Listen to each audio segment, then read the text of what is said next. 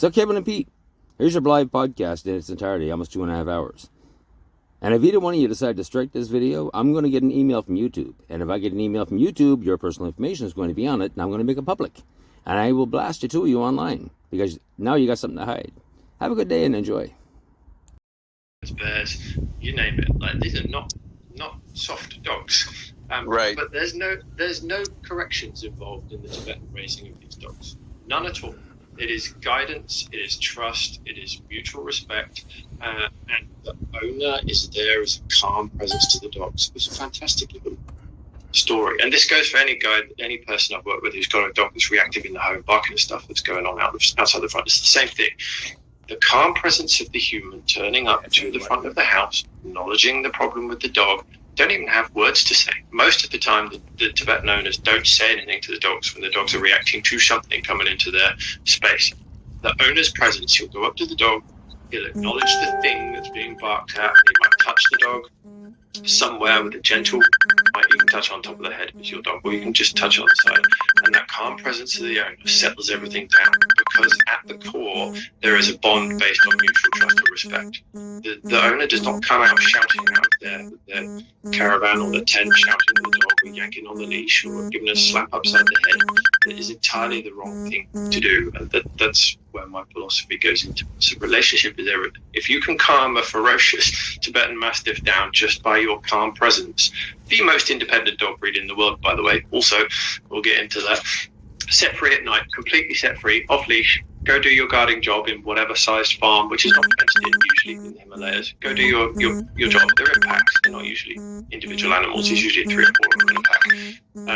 They go do their job free. They're set free at night. There's no leash on them. There's no recall. The dogs come back to the owners. Now, hang on a minute. How do you achieve that? These are independent dogs. What do you mean you just literally take the leash off overnight and off they go to do their job, go guard, kill whatever unwanted predator comes into the park, which is unlikely. They generally don't kill them. I mean, if you've ever seen a video of a snow leopard having a pop with Tibetan Mastiffs, like, it takes 5 of these dogs to shoo off one snow leopard.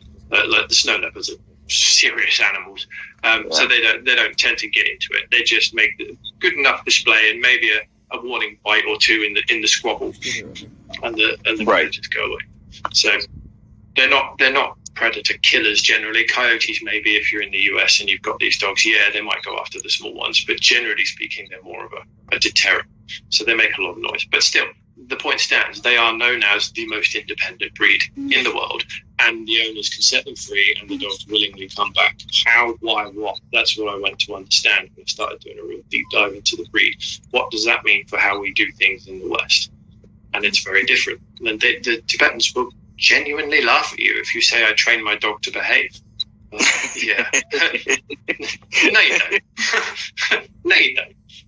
Because it's a complete antithesis to their philosophy. But that's how I go into things with clients. So look at it from, I want you to have the relationship with your dog, which is so strong and so close that you don't really need to speak. Like, you need a relationship that the dog wants to be around you, wants to follow you, doesn't have behavioral problems because it trusts you. That's what we're trying to get to. That's why I don't do dog training. I'm not interested in telling a dog to sit, stay, come here. I don't even teach that. I don't either. I had a good challenge on this, actually. Let me just go recall quickly. Sure. So I had a really good challenge. I was in Facebook group one day talking about I don't train recall, I don't do recall, yada yada yada. And someone came back at me with what do you mean? I just showed you a clip of me walking out in public with my dog off leash and him following me. It's not recall. Yeah, it is. You are the environment that your dog cares about. You're moving away. What do you think your dog's doing? It's recalling to the environment where it feels comfortable and safe and where it wants to be. That's an interesting way of thinking about it. So by me moving and changing the dog's environment, I am in fact doing a recall, even though there's no words involved. Brother keeps an eye on me, and if you've seen the video, me live with him, he just follows me along. Mm-hmm. But in some technical terms, that is a recall. That's very interesting. Okay, I'll take that one on the chin. Fine. I know what you mean. You do it. I've never like taught recall either. I've experienced the same things with my dogs, where if I build a particular relationship with them, and this is the thing I make the distinction on my channel of, it's not about having a good relationship, it's about having the right relationship. So if I have the right relationship, then I don't have to teach recall. I don't have to train the dog to follow me. Wherever I go, the dog just the dog will just follow. I don't have to say anything to it. It just moves with me. And I've had so many clients that go to traditional obedience classes, if you will. And this is where I started to notice this huge problem that we have, especially in the West, is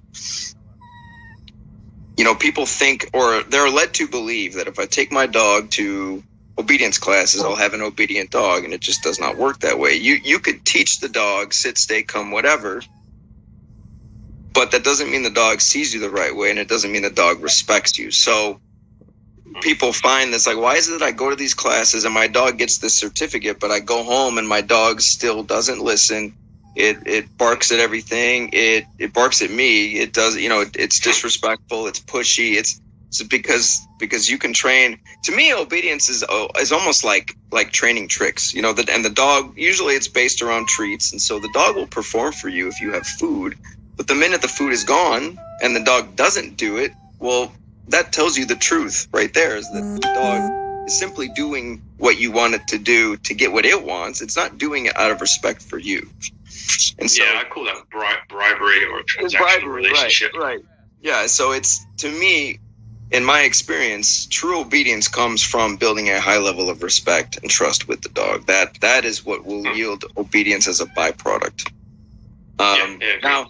Now that, because we have some differences. There's a lot of similarities with what we do, people. We have some differences in that relationship. I'm alluding to something else than I think maybe you will say.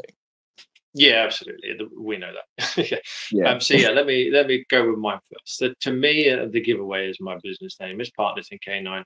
You've also heard me waffle on about the history of the breed.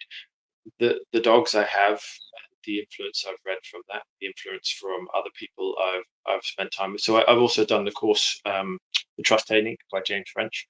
So I purchased that course and did that course a couple of years ago. And his stuff is fundamentally the same as the Tibetan. It's all about trust, all about mutual trust and respect.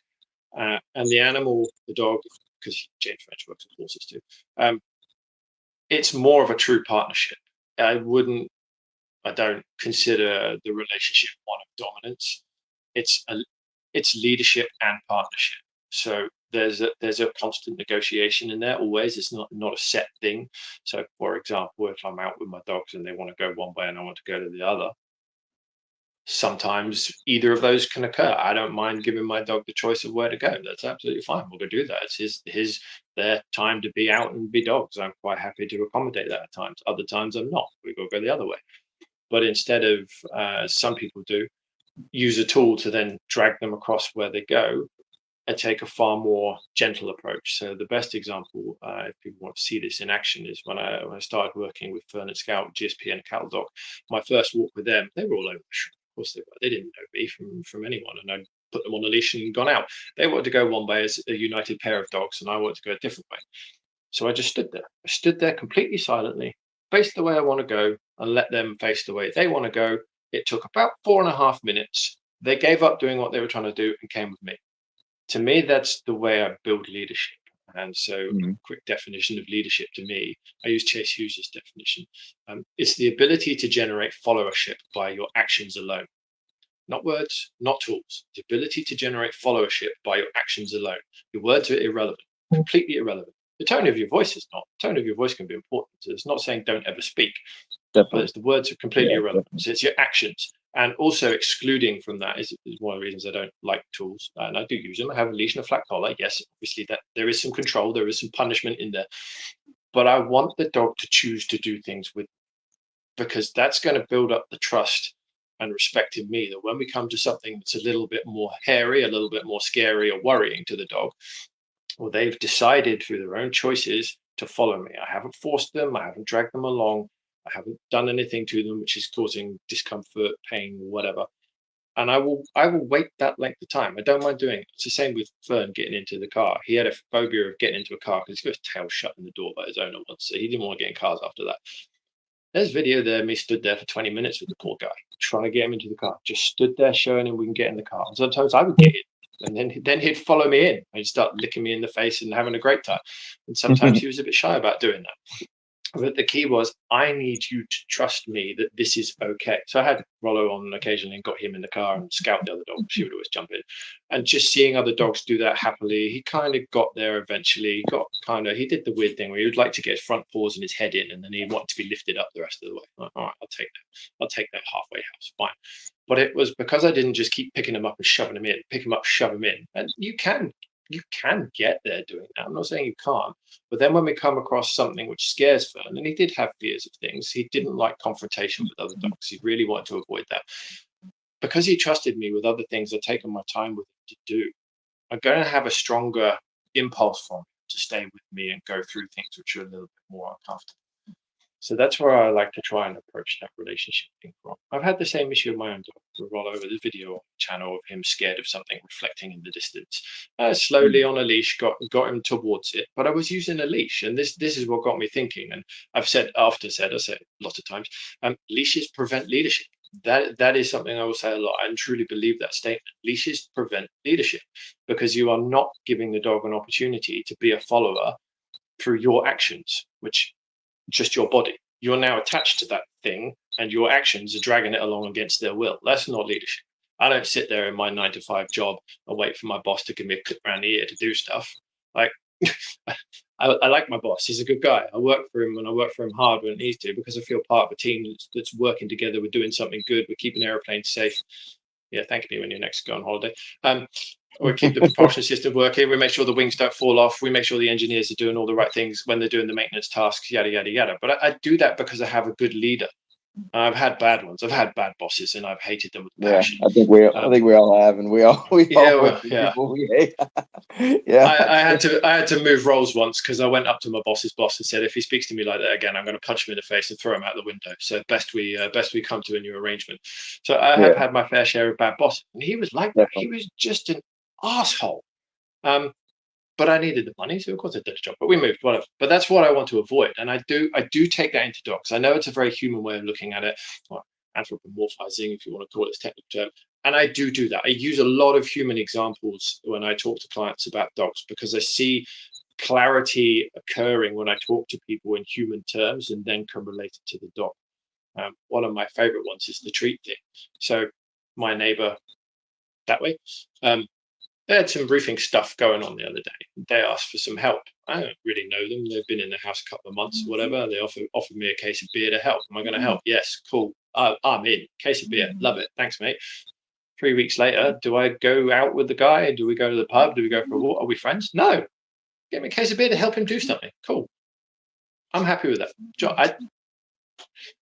I don't have any significant relationship or respect with him because of that. And that's exactly how I view the treat stuff. Like, it's just transactional. You gave me stuff, I did stuff. Cool. End of. Right. And I think that is a really, really good example of humanizing the thing, but it's just to give clarity. It's not quite that simple in the dog world. There's more to it than that, because you've got the dog's mood to contend with, its emotions, it's what it's feeling, all that stuff.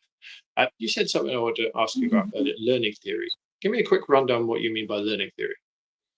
Like, people who approach understanding or resolving behavioral issues through, what's known as the 4 quadrants, through positive punishment, negative punishment. Okay. Yeah, and it's all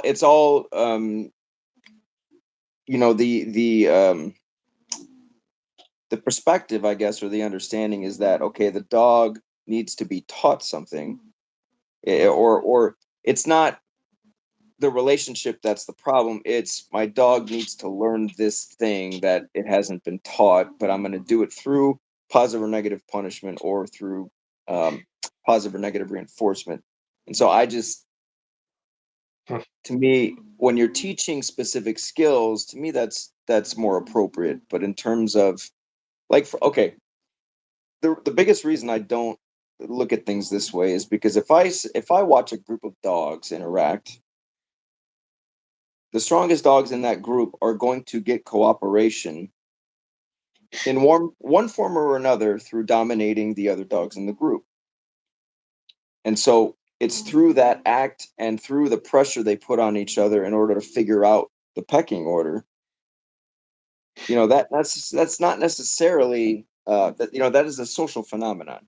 And so through that social phenomenon, we're going to find out who's the strongest among us, who is going to be the one to make the rules for the group, who should we listen to, who should we follow.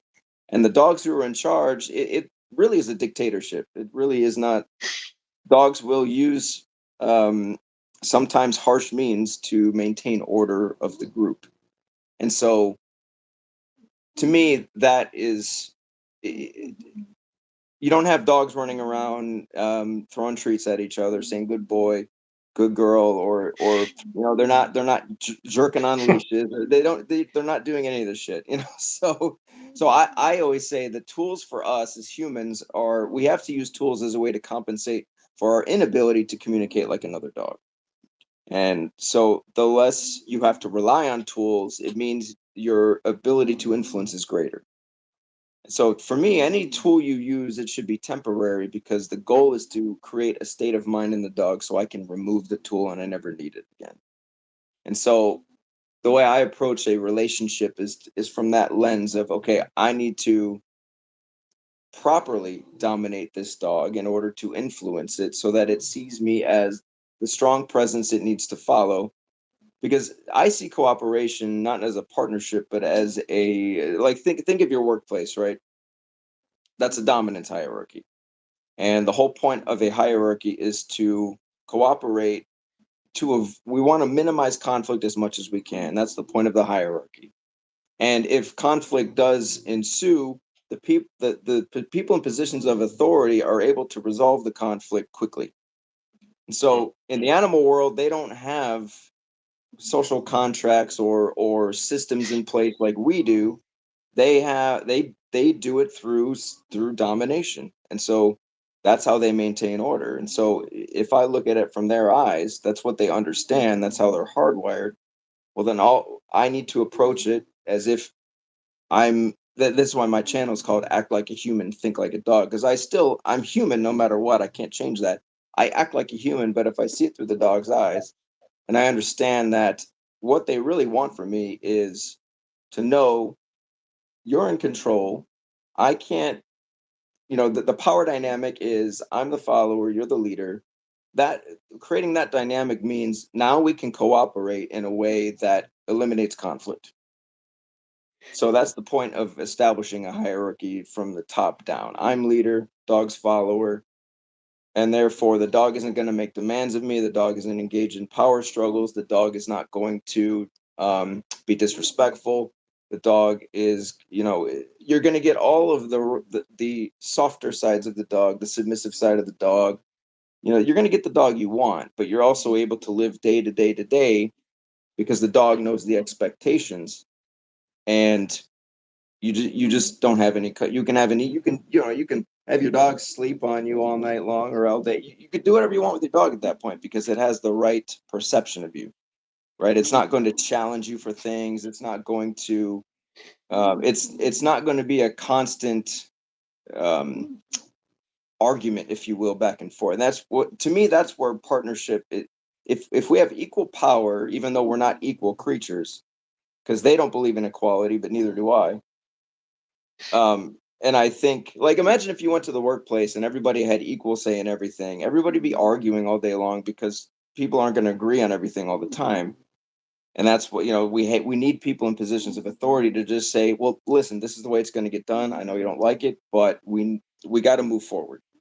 You know what I mean? And that's why, to your point earlier, that's why it's important that we develop good leadership skills so we don't find ourselves in a position, no matter what, we're going to find ourselves in a position where we're working for a boss where we're like, fuck this guy, he sucks. It's just the nature of the game.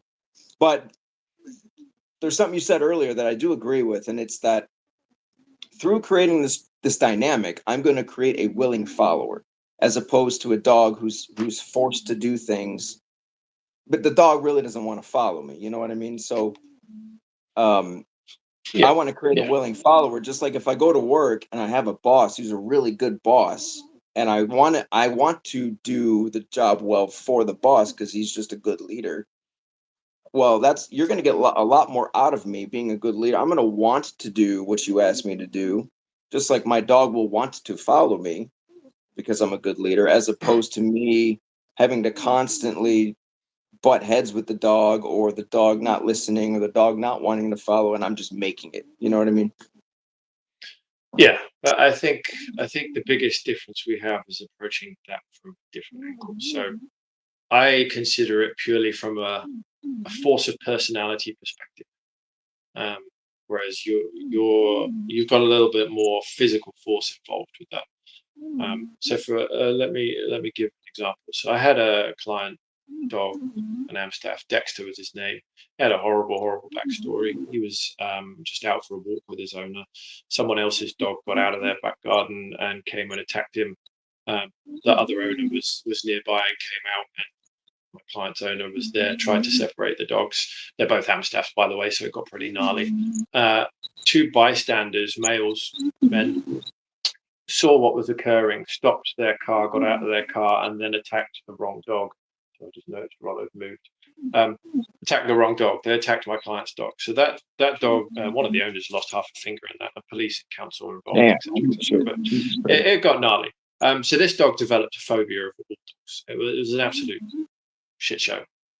So the owner was terrified of going out with their dog. They had a friend come over, or someone they knew, someone the dog was not closely knew but was aware of, had met before. The dog bit the guy when he came in the house, and that's when I got a call because they were having real trouble with him. So this is a dog that got serious history, and completely understandable serious history.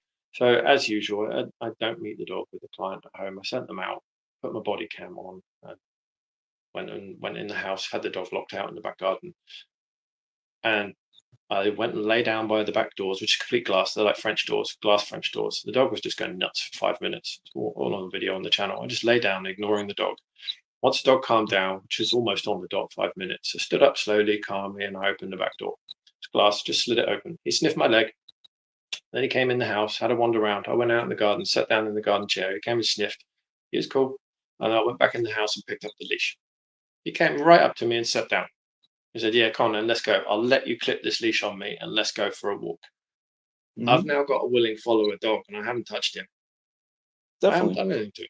Yeah. And so that's the angle I approach it. And I understand that not every dog is the same, and some dogs are more difficult than others, and some might see you pick the leash up and decide they're going to run away or try and make a game of it and be clown shows. I don't care about that. I'll just go stand by the door and wait. Right. If you want to go out for a walk, cool. We'll go, but the onus is on you. It's your responsibility, dog, to make what you want happen. I'm here to facilitate what you want to do within the rules of the society we live in. You've got to be on a leash, and for you to get that leash on, you're going to have to come here where I am by your door, and you're going to have to stop clowning around. When you can do that, we can go out. If you don't want to do that, I'll just stand here until I get bored, and then I'll just go home, and I'll charge your owner for the privilege if I'm feeling grumpy. If I'm not, they can have it for free. And I do that with all of them. I'm not interested in making the dog do something. I'm not interested in grabbing them or making them follow. That's not what we're doing, because I want the dog to see that, hey, I can actually follow this guy. We're going to have a good time, but I have some agency. I'm a sentient, intelligent animal, and I'm allowed to do some stuff on my own terms. Yeah, absolutely you are. You come from wolves, right? You're not a stupid animal, not by any stretch of the imagination. You are not a dumb animal. So yes, I will let you make decisions, and the better decisions you make, the more of them I'm going to let you make. There's limits to that. I am in charge. I am the leader. You're not going to do some stupid stuff. You're attached to me by a leash. There's rules. There are rules, and you're not going to clown around that much. But ultimately, that's the slightly different approach I have, and that's not always easy to instill into owners. I was watching your video yesterday of the German Shepherd you re-uploaded. I can see the different approach there, and I can see a dog that doesn't respect the owners, and I get what you're trying to do. That's not always easy to manage, because ultimately you're trying to change people, not the dog, really. Right. Most of the Right. most of the time, we're trying to change the people. There's not really a lot wrong with the dog per se. It's generally a human problem. Yeah. If I Yeah. may, if you'll let me go into your Sure. learning theory comment again, Sure. this is something I wanted to tackle, as this would be a fun, Can I say controversial thing for say everyone. one can I say one thing, Pete, real quick, just to comment on Yeah, what you go said, for it. and then we can go Yeah, into go that. for it. Because I am in agreement with you. Because I think you said it to you. It's about strength of personality. Is that what you said? Yep. Okay. Yep. I am absolutely in agreement with that. Because now dogs communicate in a very physical way, but they also communicate in non-physical ways, and so really dominance Hmm. to me is about strength of personality. And so if you Do you have, separate dominance and leadership with dogs? what do you mean? Are they? How can I explain this? Let me a quick example, and then I'll shut up and let you carry on. So my dog Rollo, when he went to, this is just one story, and this is how he's a leader. He's not dominant. So we went to a dog park, and there was an American Akita that was giving him some hassle, and he was just ignoring it. There were two XL bullies in the park. They were related from the same family. Two XL bullies there, and he'd said hello to them and made friends with them. Whatever. Rollo went and lay down in the middle of the park, as he often does, and the Akita was just hassling him. These two American XL bullies just came up to Rollo, walked around him, and shooed the Akita off. Every time the Akita then came and annoyed Rollo, these two XL bullies would just come and intervene, body block the Akita, and shoo it off. Tell it to go away. Piss off. You're not welcome. You're annoying my friend. Those two dogs absolutely fully submitted to Rollo. They were not the dominant dogs, but Rollo wasn't dominant. He led them. He was their leader, and he did that through a force of personality. He didn't jump on either one of them. He didn't hump either one of them. They just said hello, had a wander around the dog park together. Rollo did his thing. The Akita pissed him off.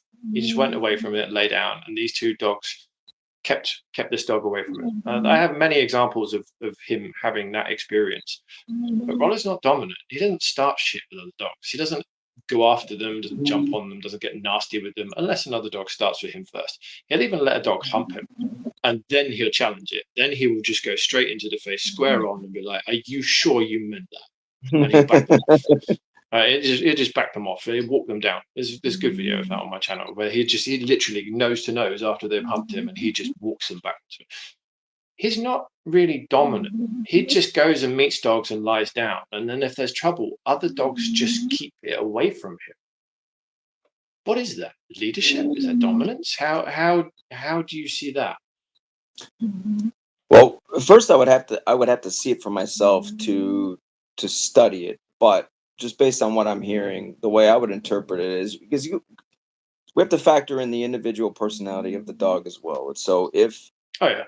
and dominance doesn't necessarily mean that particular dog is going to go out of its way to dominate other dogs. A dominant personality may be a dog who just wants to do its own thing, but if you come fuck with it, okay. it's going to let you It's know like you're fucking with the wrong one, you know. yeah. And so you see a difference between physical and personality.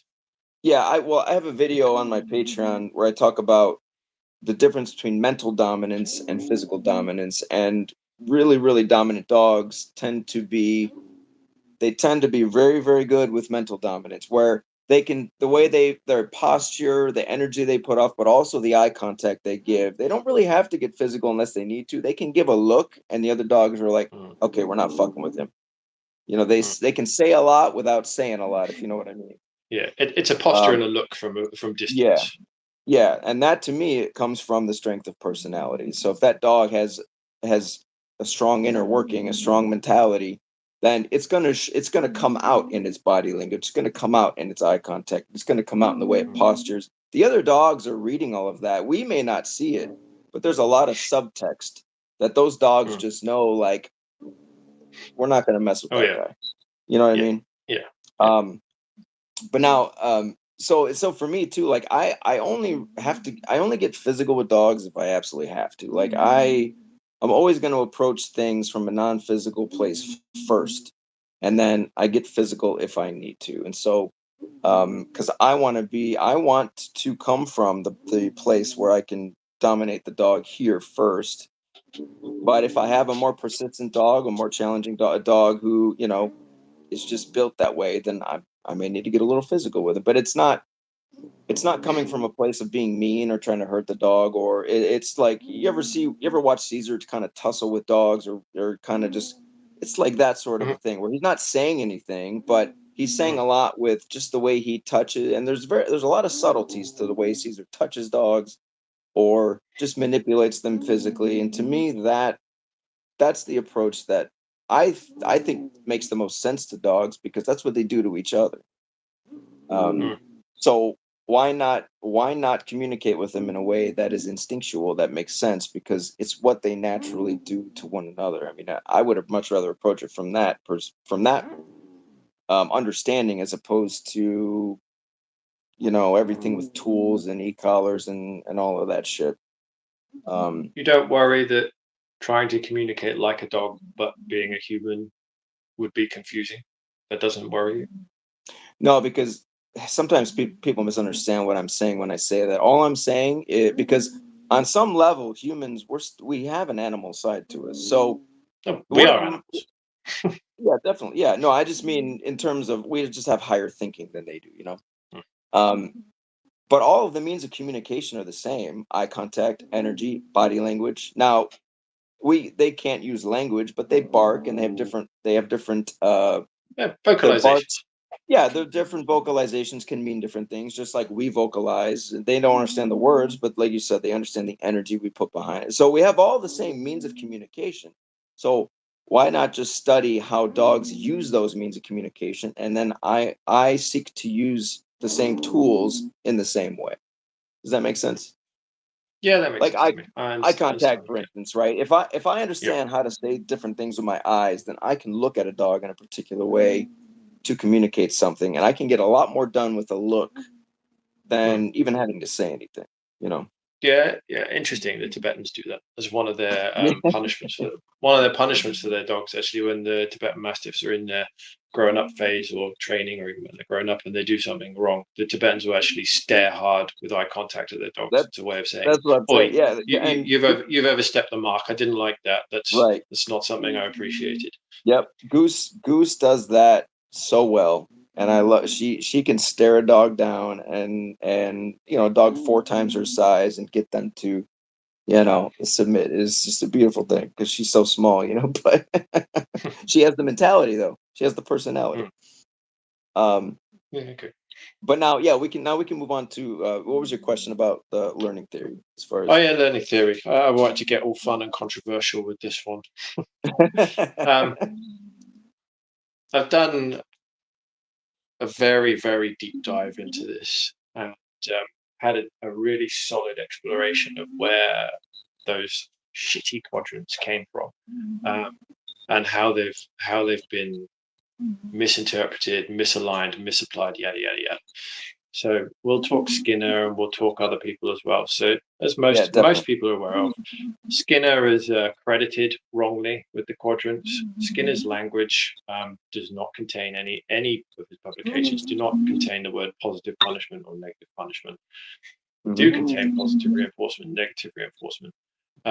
We'll briefly also probably end up touching on most. So what happened with Skinner's work? He published his operant conditioning stuff in 1934.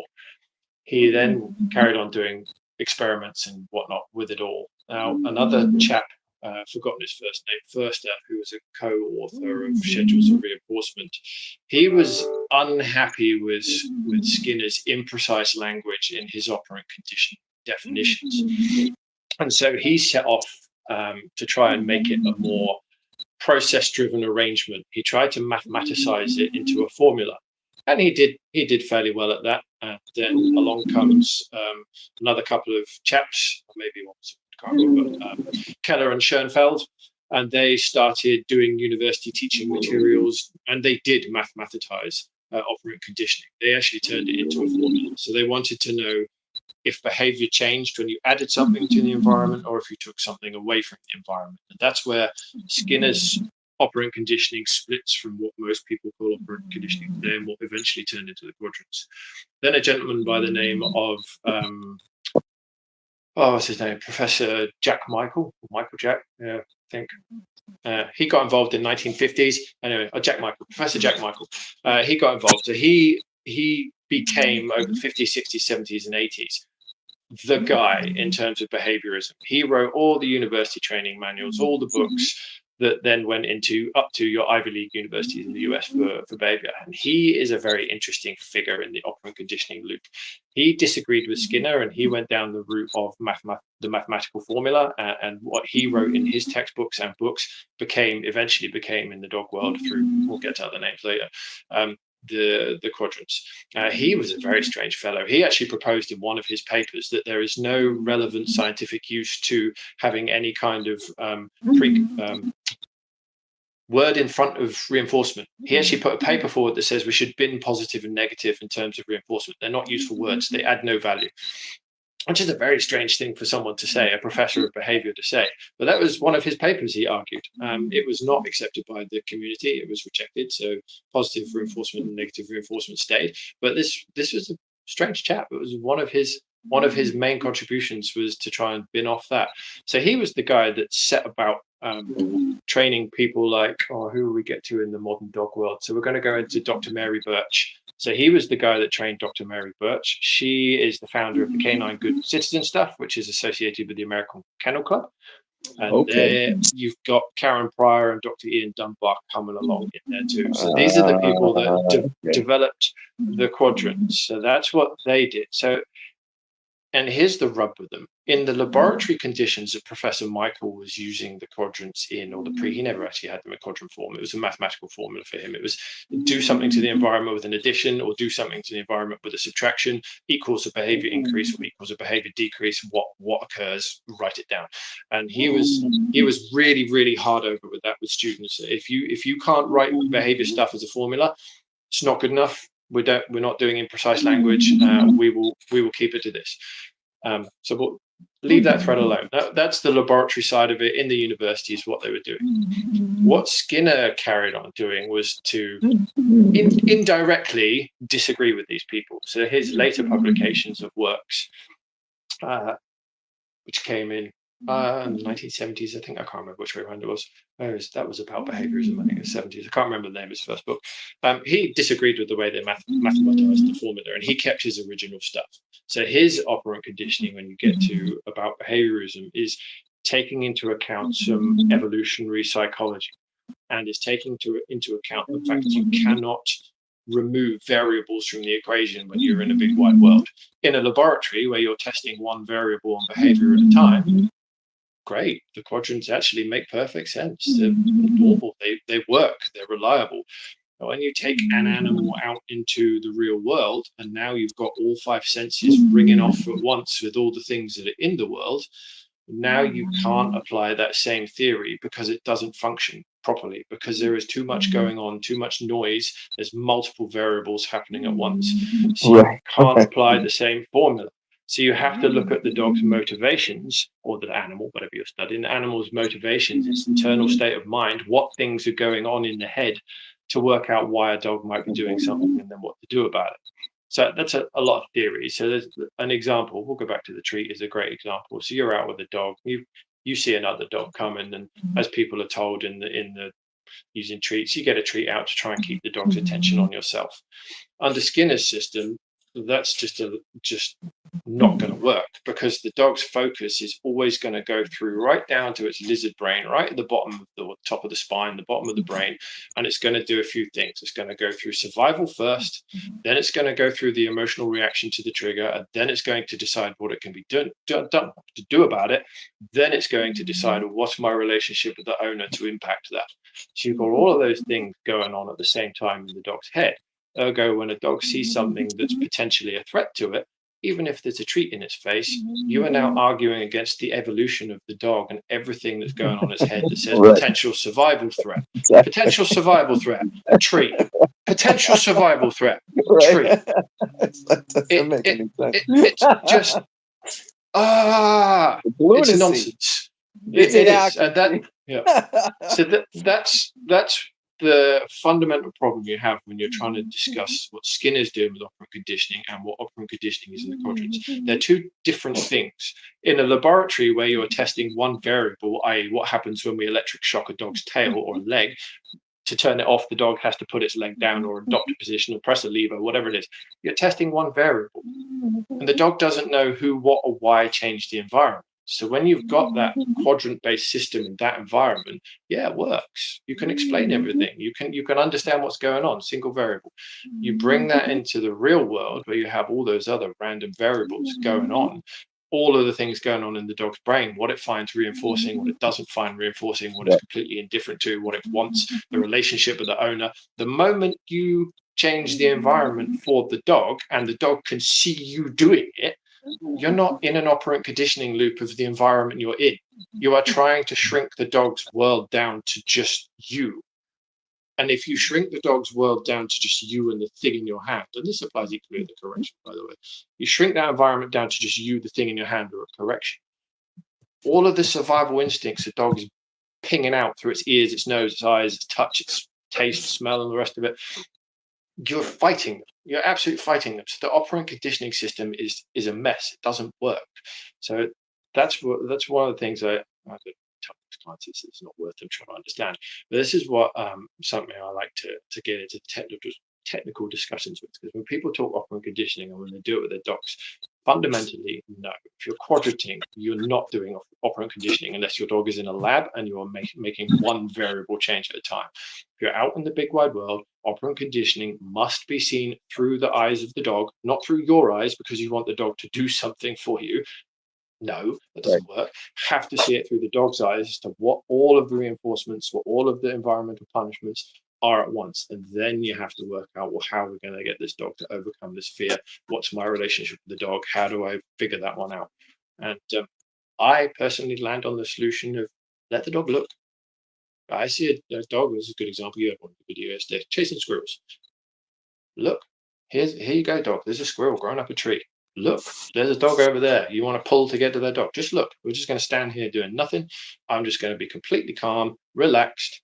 Once you've disengaged from that trigger, because it's not what we're doing, we'll move on. We'll move forward. Rinse and repeat, rinse and repeat, rinse and repeat. And the dog and you just go along doing your thing, happy in the world. Don't need to try and augment or reduce or impact my environment with the dog. I want the dog to see the world, learn the world, be in the world, know that I'm here as their calm, happy, easy facilitator, and we're just doing what we're doing. There's nothing to be worried about, nothing to get too excited about. There are times in a place you can, go. I take my 2 rabbit hunting sometimes. It's ridiculous, they can't catch rabbits. Way too fat and slow. But there are times, yes, go chase stuff, go do stuff, go be in the environment and have fun, do what you want to do, dig a hole, try and dig a rabbit out, whatever, yada, yada.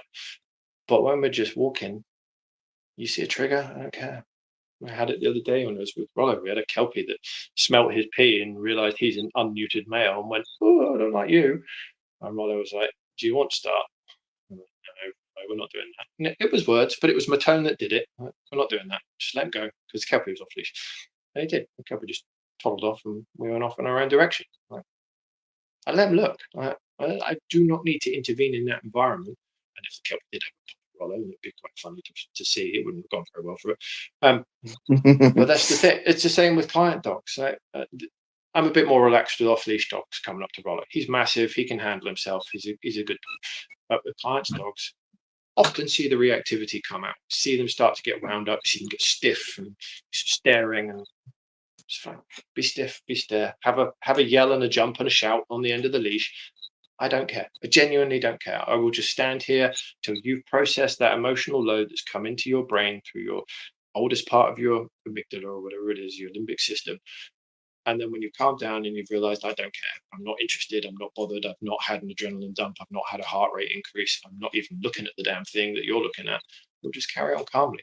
That repeated process, that is the conditioning loop, the operant conditioning loop. The dog is now working out me, working out the environment, working out what is not scary, using its own brain systems. I am not trying to shrink that environment down to me. It's not important. I want this dog successful. The The success is for me to not be worried about what the dog's going to do when I'm not in control. That's my end goal. That's the little catchphrase for my end goal. I want the dog to be something I'm not worried about what it's going to do when I'm not in control. Because I don't want to be in control. And I'm not. When I take Rollo off the leash and we're down the beach or we're down wherever you've seen lives and other places I go, I am not in control. Yes, I can call him. Yes, he'll come over to me. Yes, he'll follow me. And when I walk off, he'll do stuff. But ultimately, we've got to a stage where I am not in control of him, but he is trusted to manage himself in a safe and appropriate way. He's not going to go chase things he shouldn't. He's not going to go and bite people. He's not going to go and piss off the reactive dog in the corner that's having a meltdown because of the size of him. We're not there. And that's the goal. I'm not worried about what he's going to do when I'm not in control. That's my fundamental where I want to get to.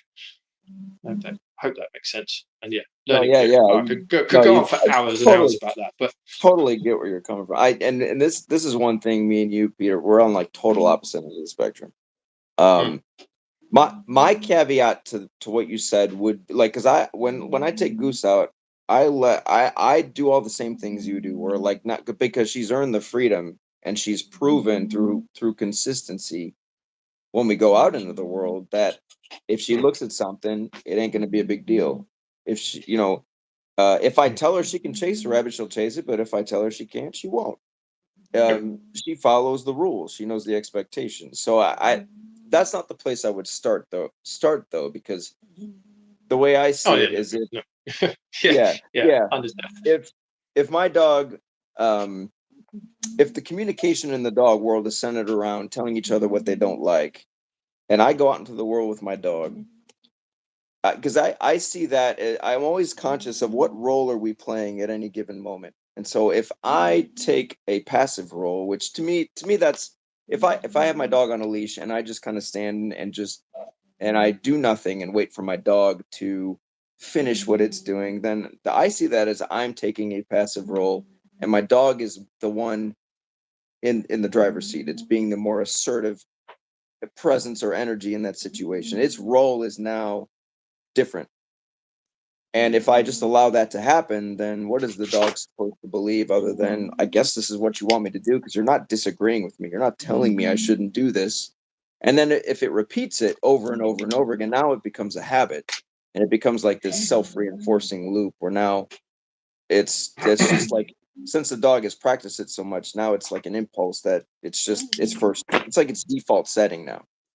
And so the leader follower dynamic to me is always there no matter what. And that's what I always strive to achieve in any context. So that way I could take my dog out into the world and I could give them all the freedom they want, but they know the expectations. And so they're never going to just chase stuff or bark at people or, go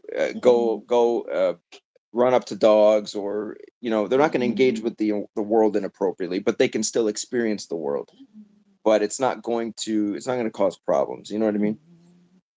Yeah. So yes, we do have a different approach for that. And so I don't see it as a passive role when I'm letting the dog have a bit of a meltdown on the end of the leash. Physically passive up to a point, but I'm also punishing the dog because I'm restraining it. But it's a case of what is my energy doing? That is the most influential part of that. It's not my physical presence in the moment the dog's having a mini meltdown on the end of the leash. It's my emotional presence which has the most influence at that point because I'm dead calm. And I mean that in all seriousness. I'm not stood there embarrassed. I don't care. I'm not stood there going, oh crap, my heart going. I literally do not give a crap. And I'm just stood there calm. That calm presence does translate down the leash to the dog. They can pick that up, and they can pick that up without really focusing on you at all. That's something that I picked up off James French in particular. If you can, it sounds a little bit woo-woo. You can project a calm presence with actually quite a decent amount of force, and the dog will pick that up. So you're not truly passive, physically passive, yes, but you're punishing because you're restraining the dog. So by restraining the dog near you whilst you're pushing out that total calm, that influence is felt and that dog will notice you're calm. And when the dog's not calm, it's a very, very attractive proposition to an animal which goes through the world sensing rather than thinking about it. To sense that calm from the animal it's attached to by a leash is very, very influential, very influential. And that, again, generates the followership in the difficult scenarios that you come across with the dog. I'll humanize quickly just for clarity. It's not quite this simple. Imagine you're on a boat, big boat, cruise boat. It starts sinking. I watched a Costa Concordia documentary the other day. The boat sank off the coast of Italy, and you got to get out. You got to get on the lifeboats. The most attractive thing to all of those people who had to evacuate the boat was the calm crew members that helped them along, helped them get their life jackets, helped load them. They were calm, cool, collected. They're trained for this. They've done all these drills. The people that had the most issue getting around stuff and getting into the lifeboats is where everyone was just panicking, pushing. The staff were trying to shove people out of the way so they could get in the lifeboats. That's repulsive to people who are stressed and who are scared. You have a much better time of things when the people you're around, people you're attached to, are calm. You notice them. You don't actually think you would. You're panicking. You want to get off this thing that's sinking.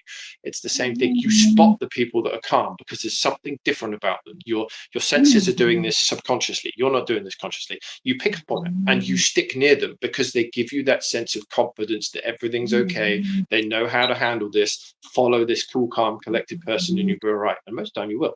That's the kind of angle I'm looking at that from when I've got a reactive dog that's having a little bit of a mini meltdown on the end of the leash. I'm here to guide you through this. I'm chill, I'm calm, I'm not bothered.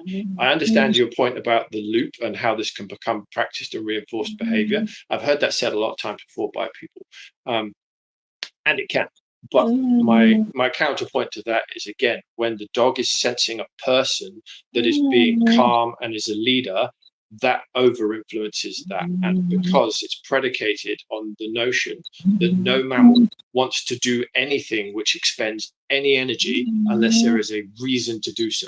So if the dog can sense its environment and it's having a little meltdown, but it senses the calm person on the end of that leash, that starts to override that concept of practice behavior, because actually they're sensing there's no reason to. They don't want to have a reactive outburst. There's no desire in the back of their brain that says, do you know what, I fancy it. Let's just be a dick and have a pop at the end of the leash to this thing over here, whatever that might be. That's not a thing. That doesn't exist. It is a trigger that causes a reaction. And if the dog can sense something it's attached to has a calm energy about it, and it is an energy, that's the right word, it has no reason to have that reactive outburst. So when it then looks back at you because it started to sense this calm, and it sees you're not even paying attention to what's going on, you're just focused on what you're doing, you're just stood there relaxed, and then when it's looking at you, you move on. The dog kind of goes, well, that was a waste of energy. I'm a mammal. We don't waste energy. That's not coded into our DNA. We only use energy when we absolutely need to, and our brains are telling us we have to because something needs doing. I just wasted a bunch of energy. Well, maybe I won't bother doing that. This guy seems to know what he's doing. He's pretty chill. He's calm. He's not reacting at that thing. He's actually really relaxed, and he's just leading forward. Okay, I'm cool. Let's just walk. And that's how I go with the reactive dogs, and that's how I see them. And it's a process. They slowly start to chill out. Fern was a great example of this. The GSP hated confrontation with dogs behind fences, and they would bark, and we'd walk past. He'd go try and walk out in the road all the way over there at the full end of the leash, and the little cattle dog he lived with, Scout, she'd like to try and have a pop at the dogs behind the fences because she's a cattle dog and loves confrontation. Slowly over time, that reduced with Fern because I just stayed calm and I just walked past these places and get Fern away from, Scout away from the fence so she can't have a pop with the dog because that would set Fern off. And we just walk. We just practice walking past all these barky, horrible dogs. And there's one down the end of the street that had they call them rough collies here. I call them Shelties. I think Americans call them Shelties too. Yeah, we call them Shelties, I had them walk up to the fence and say hello behind the fence, like 4 or 5 weeks before that when I started working with them. Fern wouldn't even walk on that side of the damn road. Like he'd be pulling to cross the road and go around this property because the dog would bark at him. Like, it's my calm presence and calm energy just walking around with him that slowly got him to override that behavior of not being reactive. He was an avoider rather than a reactive. Scout was a more reactive. And in fact, a really good short, I think I put it out, was on my channel. I took Rollo with me one day with these two. They've met him a few times. And they just walked past another house with a barky dog. And none of the dogs were bothered at all. And like I say on the video, like, this is not my doing. I cannot claim credit for this. This is my dog. This is the calming influence he has on the other two dogs that are with it. Literally, they didn't avoid, they didn't start trouble. The dog was in the backyard, and we just walked past as a 3 dogs and me, so a foursome, just walked straight past, and there was no hassle. It was Fern. Fern didn't avoid, Scout didn't start trouble, and Roller just walked. Right? It's the calming presence that does it, and it does override behaviour that can become patternized. If you've got a scared human holding that leash, you've got someone who's worried about the reactivity. Yeah, absolutely, you're right. That will become a loop. That will become a self-reinforcing behaviour because the dog's in charge. The dog's in charge because it's not receiving a calm leadership signal from the human. So there is 2 different angles to that. Well, I agree with you, P, but to me, it's only half of the equation. So, because to me, calmness is absolutely part of it. The other half of it, though, is we need to be able to provide direction. So your example with, say, you're on a sinking boat. Of course, the calm individual is you're going to want to follow that person, but that person is also directing you to the lifeboat. So if someone was just standing there calm and just kind of, getting in the zone, you'd be like, what the fuck are you doing? This boat is sinking. What do we? But if that guy's like, hey, kind of directing traffic, but he's not panicking. You know what I mean? So in that moment, I see like if my dog is, and then we have to factor in instincts to this as well. Like, for instance, if I'm passing a dog who may be giving my dog challenging eye contact, or as Brandon Fouché says, throwing shade, and my dog does not appreciate that. My dog sees it and is like, oh, you want to fucking go? And it runs the end of the leash, and now they're barking at each other, and now it escalates. And I just try to remain calm, but I don't direct the dog into what I want it to do or what I don't want it to do. And to me, it's only half of the equation. You know what I mean? That's where your body language is important. So that's why I face the direction I want to go. I look at the thing I want to go to or go away from. That is the signal to the dog. I want you to do this. I want you to come with me. I want you to follow, because it won't be a case of the dog's in front of me reacting. Generally, I'll have walked somewhere to direct the dog with that guidance of, no, I want to do this. This is what we're doing. I'm walking over here. I've gone this way. You're now behind me, perhaps, or to the side of me. Okay, so you're still directing. You're just there. Yes, I'm just using a body language to do it. I see what you're saying. Yeah, you're not literally just like standing there, just being calm and letting the dog. You're still doing something. Yeah, I've stepped into a position or adopted a position depending on the strength of the dog. Like if I'm working with a dog Rollo size, I'm not going to have one arm behind me twisted like that while I focus on this. I'm going to have to stand a lot closer, have the leash a lot shorter, but I'll still do the same thing. I want to point myself at what I'm trying to do. That's my direction to the dog, that I'm not engaged with that thing. You don't need to be engaged with that thing. I don't care if that dog's looking at you like it wants to eat your face off. I'm focused on this. I'm focused on over here. That is what we're doing, and that the dog picks up on that pretty quick, because they do check in with you every so often. Even when they're having a reactive outburst, they'll turn around and be like, why aren't you joining in, or why are you doing something different? And they'll see you're focused on something completely different.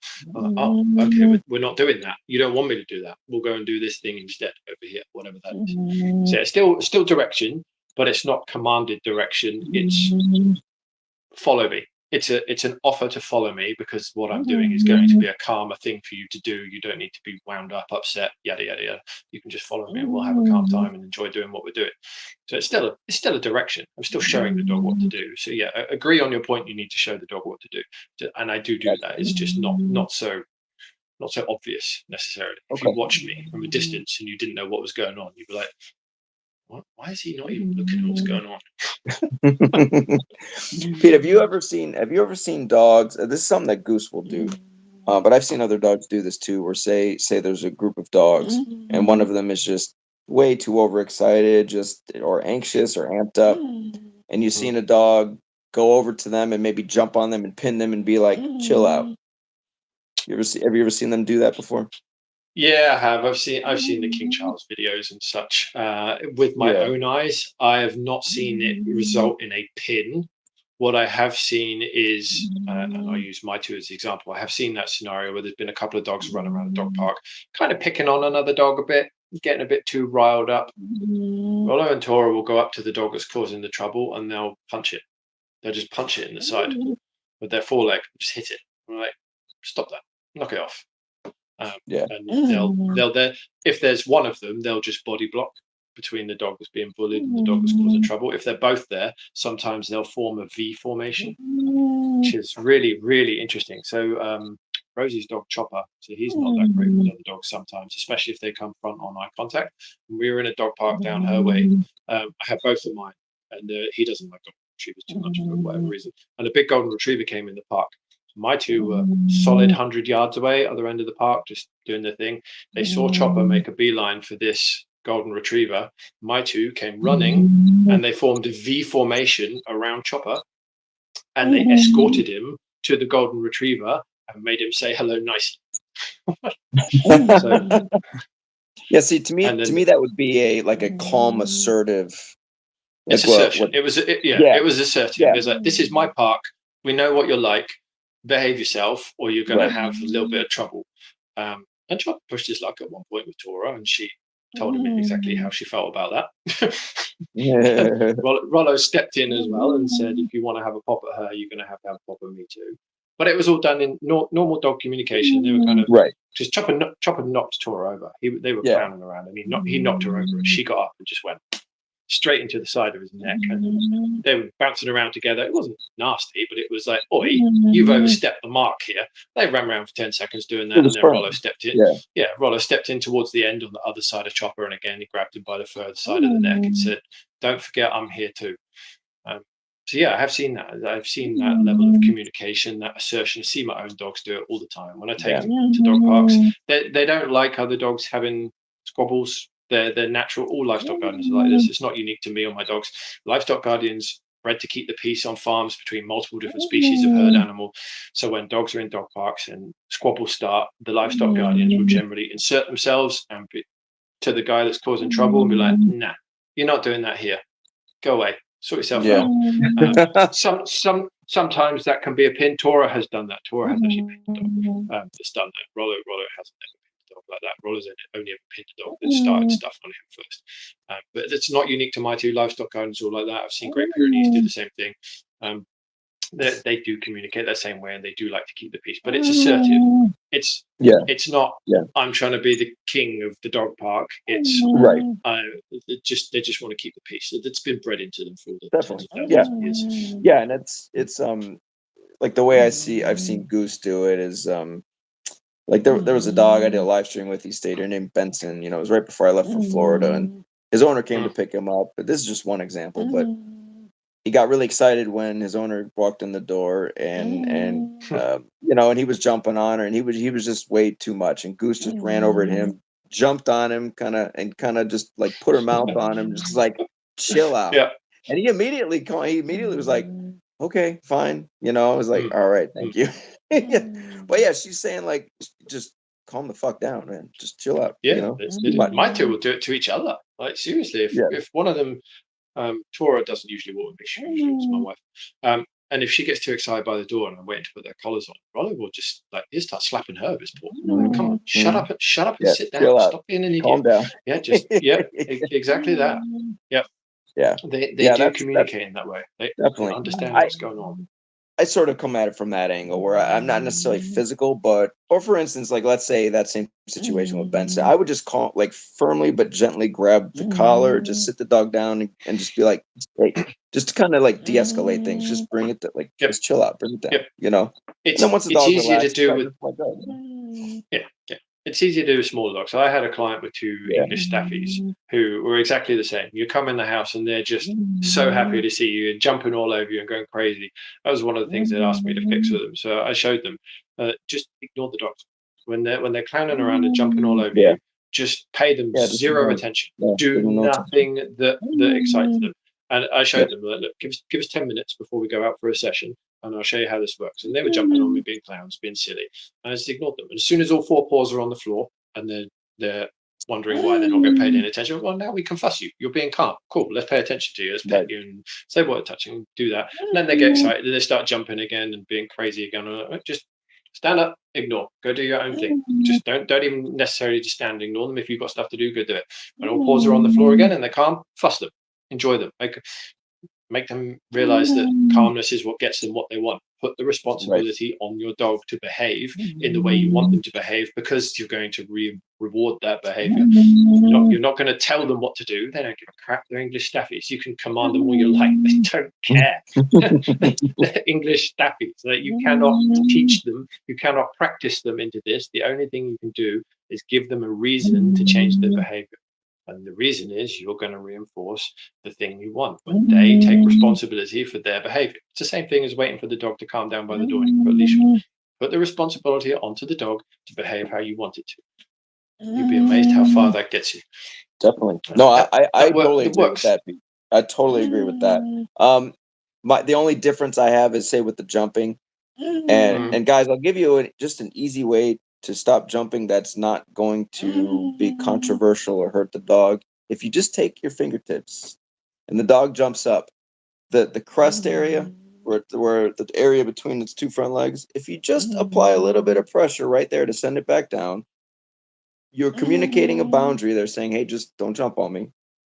And then you just keep ignoring them, all the excitement, but you assert that boundary. Eventually, they'll go lay down, and then you can give them the attention once they're calm. But I also include the boundary there, like, hey, I want you to relax, but also don't jump on me. I don't want you to jump on me either. But that's usually the way I do it, is just a gentle little push back with my fingertips on the chest. And with that area, you don't need much pressure. It's just like a little, and they get it, and they're like, okay, fine. You may have to repeat it twice or something, but they generally listen to that.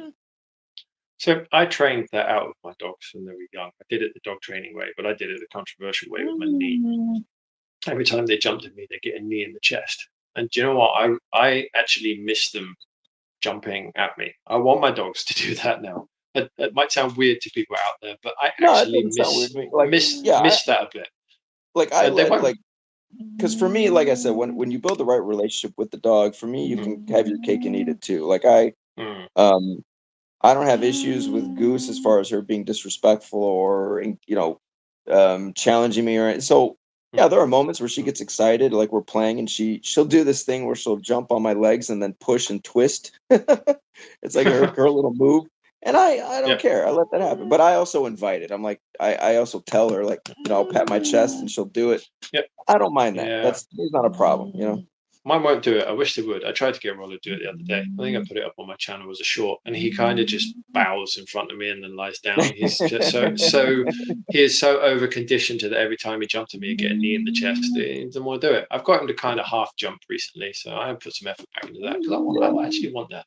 But same with you, I play with them. I run around the bed and play with my dogs, and they are allowed to be physical with me. I like it. I do like that. I agree. I used to rough play with Bruno, and it was so much fun.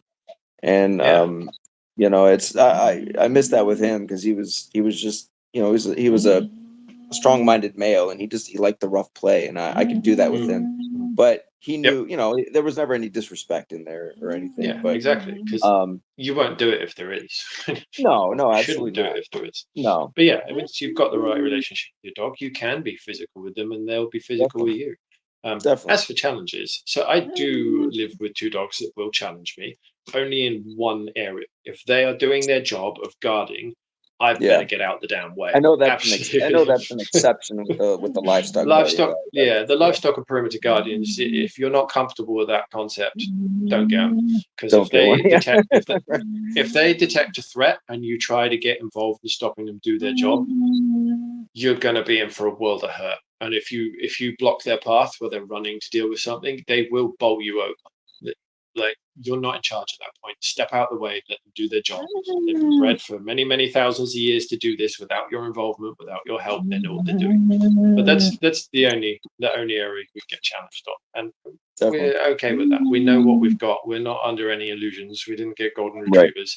Weirdly, I've had people ask me in public, are they golden retrievers? No kidding. Are you blind? Are you okay? Golden retrievers? Yeah, seriously, I have. Like, yes, they're extremely overweight golden retrievers. Yes, they're golden retrievers. Giant-headed, overweight, curly-tailed golden retrievers. Right. Okay. Well, real quick, Pete. Let me just acknowledge. I appreciate everybody joining. Thank you for everybody that's commented. I'm sorry, guys. When I do these discussions or what, I tend to not. I'm just focused in on the conversation. So please don't feel like I'm ignoring anybody. I can't see the conversation because I'm using my phone. Yeah, so Pete, sorry, I have no idea. Yeah, I'm sorry, guys. If you were wondering, I wasn't being disrespectful to Pete when I was showing Goose. It's just I knew he can't see me anyway, so it's like I'm not trying to. But so, OT, John, appreciate everybody. Some of the names I can't see because I let Pete. My phone right now is having issues. Okay. But Judette, if you're still here, Eden, thank you all for joining. Really appreciate it. All the comments, all the questions.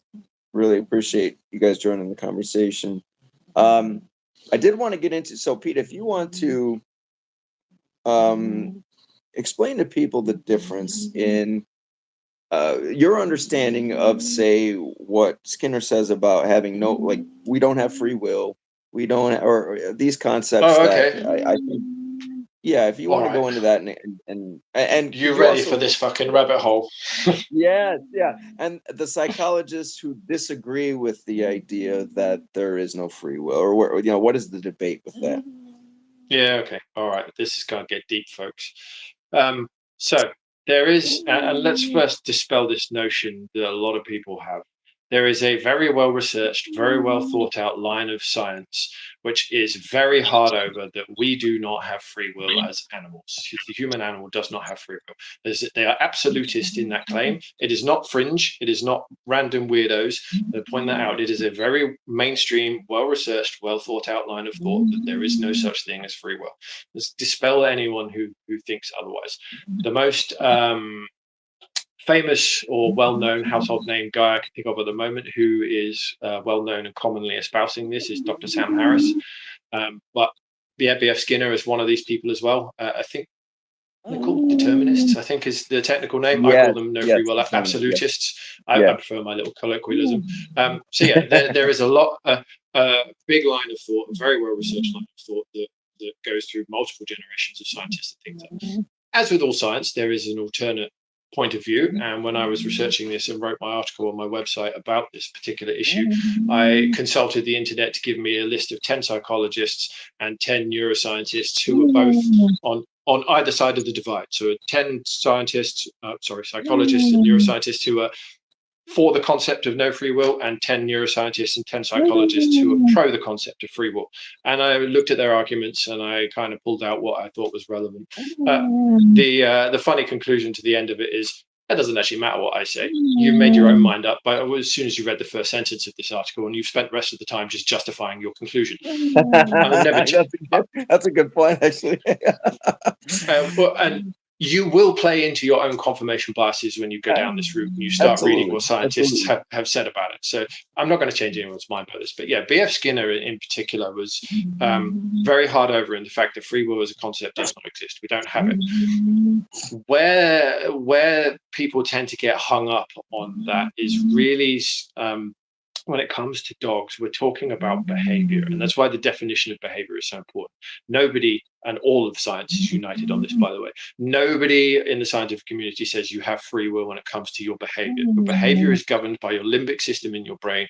It is not conscious. You're not in charge of it. 95% of what we do, or to be accurate, 95% of what we do as humans is controlled by our limbic system fully. We do not input conscious thought into that on a day-to-day basis. We just run scripts in our brain that our body carries out. It's all governed by the limbic system. And that comes with the saying from Simon Sinek, that the conscious exists to justify the actions of the subconscious. Now, what he means by that is you're doing your daily tasks for the most part on your subconscious, and your conscious is the social part of your brain which justifies your actions to fit into the social scenarios and the groups you're in, because your behavior is governed by the environment you're in. I.e., funny example, we're sat here talking, we're dressed, we're doing stuff appropriate to the environment. Neither of us are naked, but later when we get into our showers and have a wash and the rest of it, we're going to get naked. Right. The environment drives the behavior. It's appropriate to get naked and get in your shower and get washed. Not appropriate in this scenario. So your conscious brain is there to justify the social aspect of things, and your subconscious brain does everything for you. So when we talk about concept of free will, it's only to do with things that are not behavior. And that concept is when you start thinking about choices, and that is based on a social environment, a hierarchical environment, on all those other things which you need a conscious brain to plan the future, run avatars of yourself to see which line of thought will get you what you want, won't get what you want, might get you in trouble, blah, blah, blah, blah, blah. So yeah, Skinner was a determinist. So he genuinely thought you had no free will, which gets real weird when you start telling people, oh yeah, by the way, you're not actually responsible for your actions. Excuse me? What do you mean I'm not responsible for my actions? As you see, if you ever read the article I wrote, I take quite a dim view of that statement and just think, can you imagine the horror of the human we would produce if you started telling teenagers, you are not responsible for your actions, you have no free will? That you think the Nazis or the communists were bad. You start telling kids they're not in charge of their choices and their actions. Now, that said, that's my particular bent on the situation. I am someone who supports the concept of free will, having looked into this. I understand the determinist point of view. I agree with behavior. There's no such thing as free will. Absolutely. That is as scientifically certain as you can get. But when you start looking at what the conscious brain does in terms of choices and spinning off your 56 different lines of thought simultaneously to work out which one is going to benefit you the most, which one will work, which one won't. That's where the free will people. Dostoevsky is my favorite. Very, very, very well versed in this. So he wrote in the same sort of times, just before Skinner, like late 1800s into the early 1900s. Dostoevsky was writing. He's universally agreed as the world's best psychologist ever. I think Freud and Jung and Nietzsche all said this about him. He was the only guy they ever learned something from. And he was very much into the camp of we have free will, very, very strongly into it. And he explored this in some depth. And he came up with the concept of, well, if humans were able to be just controlled by a mathematical formula and you could map out someone's life in sufficient detail that you could then predict through past reinforcements what the next step would be to 100% accuracy, the first thing the human will do is act irrationally and against their own interests just to break stuff because they cannot cope with utopia. If you provided people with such prediction systems that if you could map out someone's life with enough detail, Skinner believed this, if you could map out people's life with enough detail from their birth to now, you could actually predict with 100% accuracy their next set of actions, i.e. there's no free will. You know what they're going to do. Dostoevsky was like, yeah, it don't work like that. But he was before Skinner slightly, so the two didn't really discuss anything or marry up. But clearly the discussion had happened somewhere for Dostoevsky to go down this route. But he said, no, the first thing that will happen if you start thinking you can do that with people, they'll just irrationally break stuff, even if it hurts themselves, both emotionally and or physically. So he was very, very strongly in the camp of, yeah, there's free will. But how does that relate to dogs? And it does. Dogs are way less conscious than humans. So when I was looking into this, dogs run on somewhere between 2 to 3% conscious brain power. Humans, somewhere between 10 and 5% conscious brain power. So when you're doing behaviors and humans can spin off all their multiple avatars of themselves into the future and see which ones die and which ones get hurt and which ones get robbed or which ones actually make all the money, dogs can't do that. So dogs have far, far less free will. And that's where the crunch point of, well, why would you punish an animal that doesn't actually really have a choice to do what it's doing? It's reacting to something in its environment. And it's not doing it in a conscious way. It's not saying, I think I need to do that. It's doing it in a feeling way through the 5 senses it's got going into the brain, and the emotional side of the survival side of the ancient brain, the emotional side of the brain on top of that, is then informing the dog what it has to do to react. And you're then going to, and I hate myself for doing it, strangle your dog because it's doing something you don't want. You're going to zap it with an e-collar or a prong, whatever your punishment might be. You're doing that to an animal which didn't choose to do that behavior. You're doing that to an animal which brain is telling it that is the best way for you to survive and navigate this situation. That's where the free will argument gets into the dog bit. It's quite stark when you think of it like that, in terms of a dog is not conscious like people. They have consciousness. They can think. Of course they can. They actually have a theory of mind. If you read Dr. Gregory Burns, he likens their theory of mind to about a 2 to 3 year old human child. So they can think, they can do conscious stuff, but it's like 2 to 3% of the stuff they do. So it's tiny, tiny little things. It's not going to be situations where they're out in the big wide world working, doing their job, or they're out on a walk with you and everything's inputting into their brain through their five senses like mad, because their senses are just so overpowered compared to us. They're not doing conscious stuff at that point. So that's where the free will argument gets sticky with dogs. It's the one punishment I get. I punish dogs. I have a leash, I restrain them. I'm punishing the dog. I get that. But when you start to turn what I call the world according to Pete, retribution. So if a dog does something I don't want and I'm restraining it, then I up my punishment to the next level. I pop the leash, or I give them a slap or a kick. I'm not going to do that. Or if someone starts zapping them on the e-collar, I call that retribution, because that's no longer punishment. Punishment is you're stopping your dog from doing the thing it wants to do. Retribution is now you're getting pissed off that it's doing something you don't want. Yeah. So you're taking now on the dog. That's the next level up. So yeah, that's the free will argument that gets very, very strange and very sticky with dogs. Humans, yeah, I do fall into the camp. We have free will, and that's from reading people like Dostoevsky. There's a couple of other people I've read into that are on that side. But with dogs, yeah, don't really. They have a little bit, like how they interact with you at home when they're relaxed. That's going to be some conscious stuff going on there. But for the most part, they don't have free will. Nah. Is that controversial enough? Was that explained well enough? Man, I loved it. I loved it. No, so what would you say to this then, Pete? Because I I've thought about this, and when I hear this information, I guess what I always think is, okay, if animals, creatures, if all life on Earth is born with, say, like a blank slate, a blank script, and through our experiences in the environment, we are sort of building these scripts through the information we gather in the environment. Like, for instance, if I, I'll just use the easiest example, the hot stove.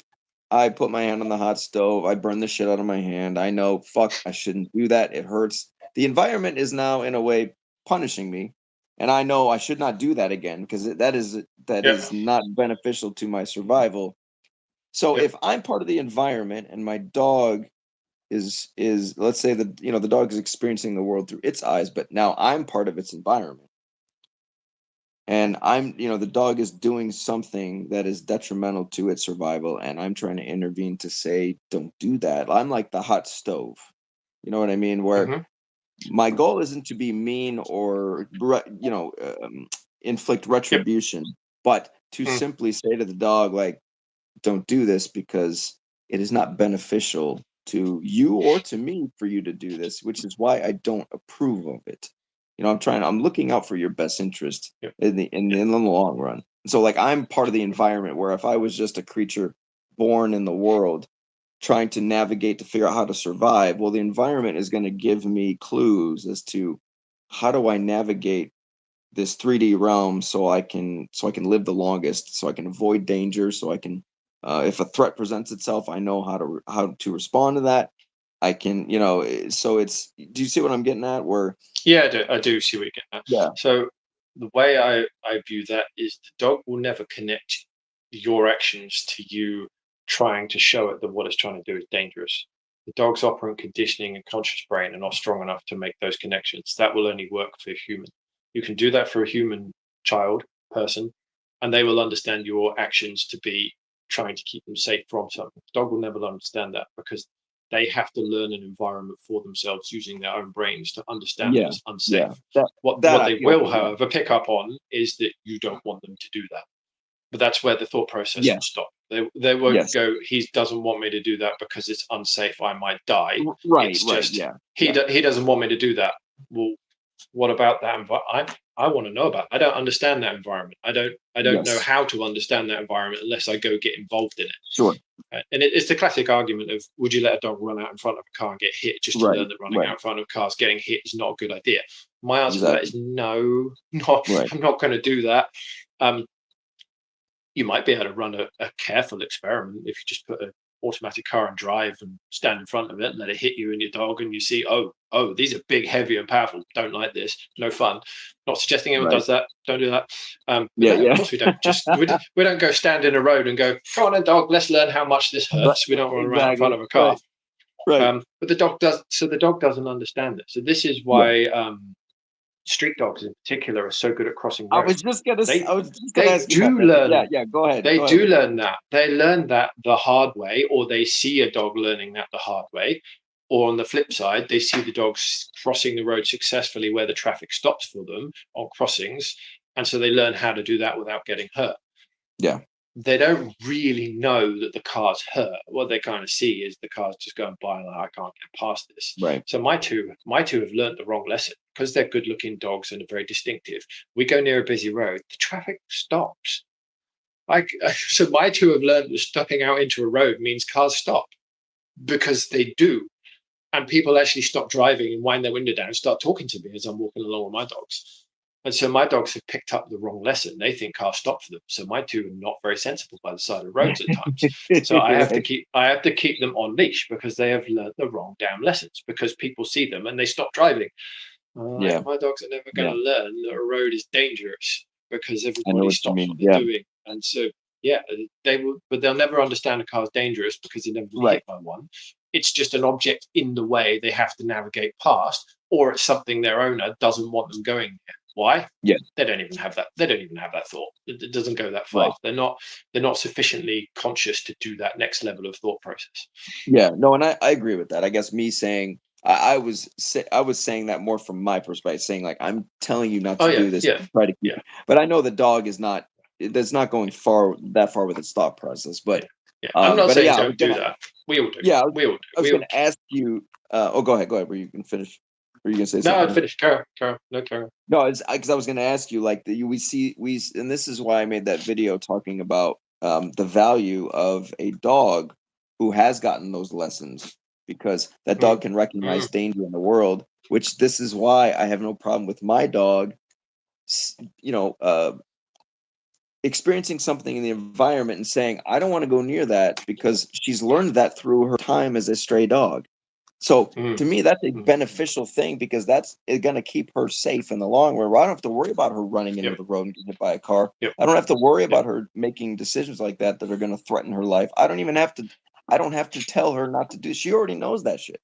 So nature has done its job for me, and that's why it's like, people could say what they want about it as far as her wanting to not move forward or resisting, but to me, that is a net positive, because there's so many benefits that come with that mentality and her understanding the real world, as opposed to a dog who doesn't, and it'll just run in the road and get hit by a car because it doesn't know any better, So there is one way you can imprint some avoidance on. If you, and it's very dog dependent, again, not advising people do this. If you show fear towards the thing you don't want your dog going near, you can imprint that fear onto the dog. But depending on the dog you have, they might decide they want to go kill that thing you're now scared of, or they might decide they're going to avoid that thing you're now scared of. So that's a risk I would never take. I'm not doing that. I don't advise people do that, but that is how your influence can impact the dog in that regard. As for pausing and dogs not wanting to move forward, I've been there. Rollo in particular, when he was younger, there was a subway at the railway station where we are for pedestrians to go under the railway tracks. He did not want to come down there with me for the first couple of years of his life, and being what I was with slip leashes, I made him. And then when he went back onto the flat collar and leash and I started really building a relationship with him, didn't want to begin with, but eventually he was happy to start going down there. That took time. It took a long time to build, because his desire to follow me through this scary place had to be built up by his trust in me, and now he can and will do it without really any issue. It's not his favorite place in the world. He doesn't like it. The noises of the trains should want to arrive is pretty damn loud. I get it. He can't see what's making that noise. He doesn't know if it's safe or not. But we've been down there 10 or so times now, and he'll follow me. It's not a problem. But it goes back to my earlier one. The leashes prevent leadership. If a dog's not coming with you, even if it's off leash, there's a negotiation occurring at that point. How far, if you move far enough away, will your dog follow you or not? Or are they saying, hey, no, I'm really not happy with this? And then you have to think, well, okay, where is the relationship build going to occur in this scenario? Where is the relationship destruction going to occur? If I just keep walking, is this strong enough for the dog to actually get brave and follow me and then have that relief flooding through of removing the fear? Or is is this a bigger problem than that? And actually, I need to acknowledge this is a bigger problem than that, and we need to find a different way to go where we're trying to get to. And that's never easy to figure out, and that's what I had to do with him. And yeah, he didn't want to go down that underpass. I went out of sight, and bear in mind, this is in the middle of my town centre where there's cameras everywhere, and a Tibetan Mastiff off leash is not something I was really comfortable doing, especially if he's getting scared around a busy railway station. So I had him on the long line. I think it was the 20-metre long line, so that's 66 feet, and I disappeared off down this tunnel, and he wouldn't come. And I was like, you know what? I'm not going to force him. Done this before. Yeah. And so I acknowledged his issue, and we went a different way over it. And I practiced a couple more times after a few months, going other places, doing stuff with him, just building that relationship. Came back to it another day, same deal. I just started letting the leash out and just walked down there. I turned around when I saw he wasn't following him, kind of looked at him, questioning, like, you coming? And then he went, you know, actually, yeah. And he tried. He didn't walk. He wasn't confident, and he just went. Whereas if I dragged him, in my view, I'm harming that relationship where he will think of me. He's not acknowledging my fears. He's not taking into account what I'm feeling. That's going to reduce my trust in this guy, because this is now all about him. It's not about us having a time together as friends, as partners. I use that language deliberately. I do genuinely treat my dog like that. He is a friend. He is a partner. He is allowed to choose things we do and not do. And I sometimes there's limits to that. But obviously, but that is generally how I approach it. So it's a constant negotiation, always. Like if he wants to go off in a random ass direction, or if he just wants to lie down in the field on a Saturday when we're out somewhere further away, I'm like, I am okay with this. This is what friends do. If I went with you to a pub or a restaurant, and we were sat there, and you were like, I'm not enjoying this one so much. Can we go somewhere else? It's a negotiation at that point. I can either say, yeah, fine, no problem, let's go find somewhere you'll enjoy more. Or I can say, no, I'm actually having a really good time. I would like to stay here. And you negotiate. You either don't do that or you do. And it doesn't matter which way you go. One of those routes can be harmful to your relationship. One of them can be beneficial to your relationship. One can kind of be a bit of mutual discomfort in either direction. But it's that constant discussion and negotiation that builds that relationship and then overcomes the fear. You can move forward. When you come across other difficult situations, and that enables you to relax and start thinking, yeah, I've got this dog that's going to follow me. He understands what's going on. He understands that I trust him, and he trusts me because he knows I'm not going to make him do stuff. But he's also got his own smarts, so he can tell me, whoa, mate, I'm not comfy with this. I'm not sure about this. Give me a bit of time. Let's just work this one out. Which I think everyone sees with their dog from time to time. They'll stop walking and put the brakes on. It's normal. But how you overcome that, to me, is important, and something I don't do anymore but used to do. Is I'm not using a leash to do that. I will wait, and if the dog is telling me really not happy, okay, we'll go a different way. I want you to know that that's okay with me. I can trust that decision. I know some people will say, yeah, but you're not confronting the fear at that point. No, I'm not. Because the best way to overcome fear, lean on human psychology again, best way to overcome fear is voluntary confrontation of that fear with someone you trust. We know that from human psychology. My source from that is Dr. Jordan Peterson. That is something he's written and talked about extensively. Best way for humans to overcome their fear, and applies to all mammals as well, is voluntary confrontation of that fear with someone you trust. Keyword, voluntary. You got a leash on and you got pressure on that leash, not voluntary. You're not building trust. End of discussion. A bit of a brutal end point. Didn't mean that to come across so blunt. No. But that's how I view it. That is a human way of approaching it, but that's how I deal with it with dogs. I have to have them voluntarily confronting the fear. If it's not voluntarily confronting the fear, I'm making them do something. I'm not building trust. And yes, I do that. Like, for an example, like I've been 25 minutes, I'm late for something, someone else's appointment, we've got to go, he doesn't want to get in the car. Get in the car. Like, we've done this 6 times. Of course, occasionally you're going to do that. You're going to go, I ain't got time for this right now. I live in a society where I've got other stuff to do. Trying to build with you. Occasionally, you've got to do stuff. You just got to get stuff done. I get it. Yep. Yeah. That happens. But so the vet's a great example. Vet is, a lot of people have trouble with their dogs at the vet. He's fine as long as the vet's not scared of him. You should see some of the vet's reactions when they open the door to the consult room and he's looking at them. Usually it's the other way around. As long as the dog's not scared of the vet. No, as long as the vet's not scared of my dog. Yeah. That is exactly how it works. If the vet walks in and they're scared of him, he will not let them touch him. Absolutely not. It's just not going to happen. He Yeah, does not let yeah. scared people touch him, and of course you I don't. believe You that. don't let Yeah, scared people touch you. Like if someone's absolutely. coming No, up to you, no. and you could just see they're like, "I'm not sure Yeah, about you. I'm not sure about yeah, you. Can I touch? Can I yeah, stab you with a needle and inject you?" You'd be like, "If you yeah. touch me, I'm going to break your And then- face." exactly, But exactly. yeah, of Yeah, all the course he's dog going to say reads it. is Yeah, you're yeah, unstable, and it's like a yeah. threat. Exactly. No, get away Yeah, from me. Yeah, no, exactly. and And I so, don't. Well, I was just go gonna ahead. say because I'm not even somebody who believes that you need to force your dog to confront all fears anyway. Like I think there are some Mm, things that if the dog is scared of X thing and it's not necessary for me to work them through that, then who cares? It's not. I don't need to do it. I don't mm. think we it's necessary to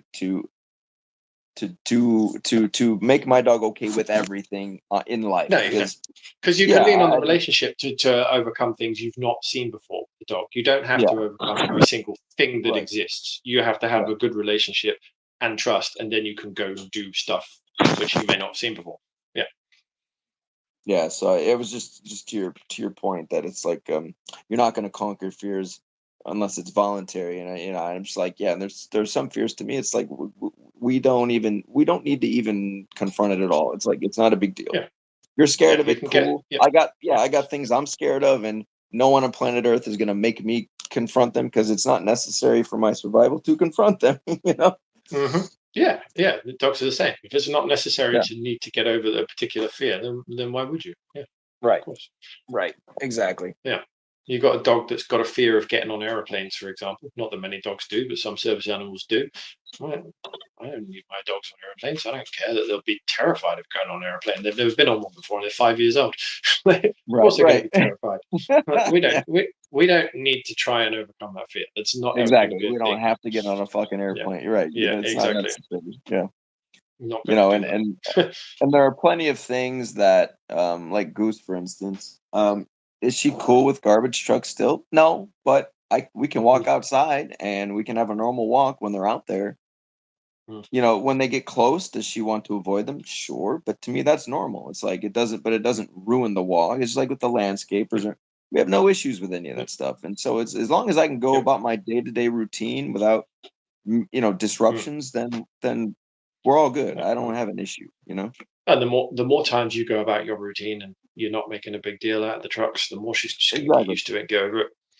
yeah Yeah. which she has she's perfectly fine with all that stuff Mm, you know mm, I recorded a video a couple weeks ago we were walking and there was a garbage truck like 30 feet away and she saw it and we walked towards it but we were going home we walked towards it and she was fine she kept moving she didn't give a fuck about the garbage mm, truck you know mm, mm. and so it's Yeah, like that's the goal. yeah um I forgot where I was going somewhere with the free will conversation but now I can't particularly remember was there a direction you wanted to No, take I think we covered it. I made the point that dogs don't really have free will. Humans is far more limited than we, as a collective, think we have. Um, it is an odd part of science. There is a determinist view of it, and there is the opposite side of the spectrum. They're still right shouting at each other right across the divide. It's yes it's really up to you as an adult to decide which side of that divide you fall on. I know where I yeah sit. I've read yeah some of psychologists on both sides of that divide. Yeah, And the I know interesting what thing they think. about the subconscious mind to me too is because I've read books and I've explored this concept of you know if your subconscious mind can be programmed, Mm. then you can use your conscious mind to reprogram your subconscious mind, and Yes, yes, you can you know so it's not like you're necessarily even a victim to your subconscious mind. You yep, could take steps yeah, to reprogram it so that you run a different script. You know, yes, yeah, correct. I can't remember who it was that was talking about that. I did watch some recently. Maybe it was Chase Hughes, maybe it wasn't. But it just might just have to been make it tasty. Yeah. as most controversial as we possibly can, let's chuck religion in here. So what you've just described, which I think Chase used to talk about, is as far as I recall from my earlier days when I was young. So I grew up in a family that went to church. the Christian concept of sanctification is Uh-oh. the words more holy Oh. or less sinful. You Hey, are Pete, rewiring your Pete, conscious brain. Yep. Pete, you cut out for a second. I think your signal cut out. So I heard you say you were getting into theology, and then you if you just want to start there again. Okay, so yeah, I said let's get controversial and get religion involved. So hell yeah, that's one of my favorite stuff. Go ahead. That's my I love going there. yeah, so what you just described about rewiring your brain, which I agree. I think it was Chase Hughes was talking about it, but it might have been Jordan Peterson as well that talked about it. But my understanding of how the Christians view your change when you try to overcome sinful habits, whatever they might be, the conscious effort required to do that is actually doing that rewiring of your neurons in your brain. Right. They call Right, it sanctification in religion, but it's the same process. That's a colloquial religious name for the same process. That's what's going on. It's a conscious decision not to be the victim of your past choices, consequences, whatever that might be. You have decided to change that, and you can literally rewire your reward paths in your brains and do stuff differently. That's a weird thought. You are not the victim to your brain, which is an argument the free willers go on. Yeah. Right. As if hey, my favorite example, Pete, if I choose to pick up the can, I choose to drink from the can, I choose to put the can down. Right. Yeah, I know you're being flippant with that, but yes. But no, and it's I don't know if you know who Joe Dispenza is, but he was he was a guy who wrote some books. He had a horrible accident where like all of his bones were broken, and he was hospital ridden for months, but he is where he discovered that it was more of a mind over matter kind of a thing. And that's where you get into like neuroplasticity and like, yeah, you can, if you say, or have you ever read the book or, the book, if you think it, what the hell is the name of that book? If you think it, you can be it. Well, no, it's a really old book, but it's, okay. God damn it. It's a really short one too, but I forget the title of it, but essentially it's talking about how your thoughts are like seeds. And if you're not if you're not conscious of what you think, like basically what you think about is what you become. Because your thoughts determine your actions, right? And or I should say I forget where emotions play into this, but your thoughts lead to your actions, and basically everything becomes a habit. And so if you're not careful at the level of thought and what you're thinking, then of course it's going to influence the actions or choices that you take. So of course if your thoughts are different, it's going to lead you to make different choices so that you can become somebody different, so that's like a minute to minute, day to day grind of just like being like, okay, I'm gonna consciously choose to think about different things so that way I can influence my mind in a different way, so that way it will lead to more thoughts like that, so that I can change my life first with the way I think. You know what I mean? Yeah. Okay. Interesting. No, I'm not familiar with that, but it sounds like it aligns with things we've already just talked about. It does sound that way. Yeah, you are the sum of your previous experiences, and you will act based on how those experiences turned out for you until you point your conscious at. Once you start pointing your conscious at things, you're in a slightly different ball game. Definitely, yeah. And I think I don't know, it's my biggest problem with say the people who would argue that you don't have free will is, to me it's like I automatically hear it as like I'm automatically victimizing myself, saying, well, I'm a slave to my environment. I'm a victim to my environment. I can't choose to change anything. Everything is what it is. And to me, that's like, you're basically saying you have no control over your life whatsoever, and you're just going to accept whatever comes. And to me, that's just the most, I don't know. I would not want to have that mindset or live that way, because to me, that's like very self-limiting and very self-defeating to just say like, well, I have no free will, so what's the point? Like I can't change my circumstances, and I'm a product of my environment, so why even try? Why bother? You know what I mean? Yeah, I do. Yeah, I kind of have a similar flavor on it. feels like you're being boxed in if you're just a product of the things around you, and that Right. it's quite what's the word? Maybe disorientating to run off in the concept that you're not in charge of what you do.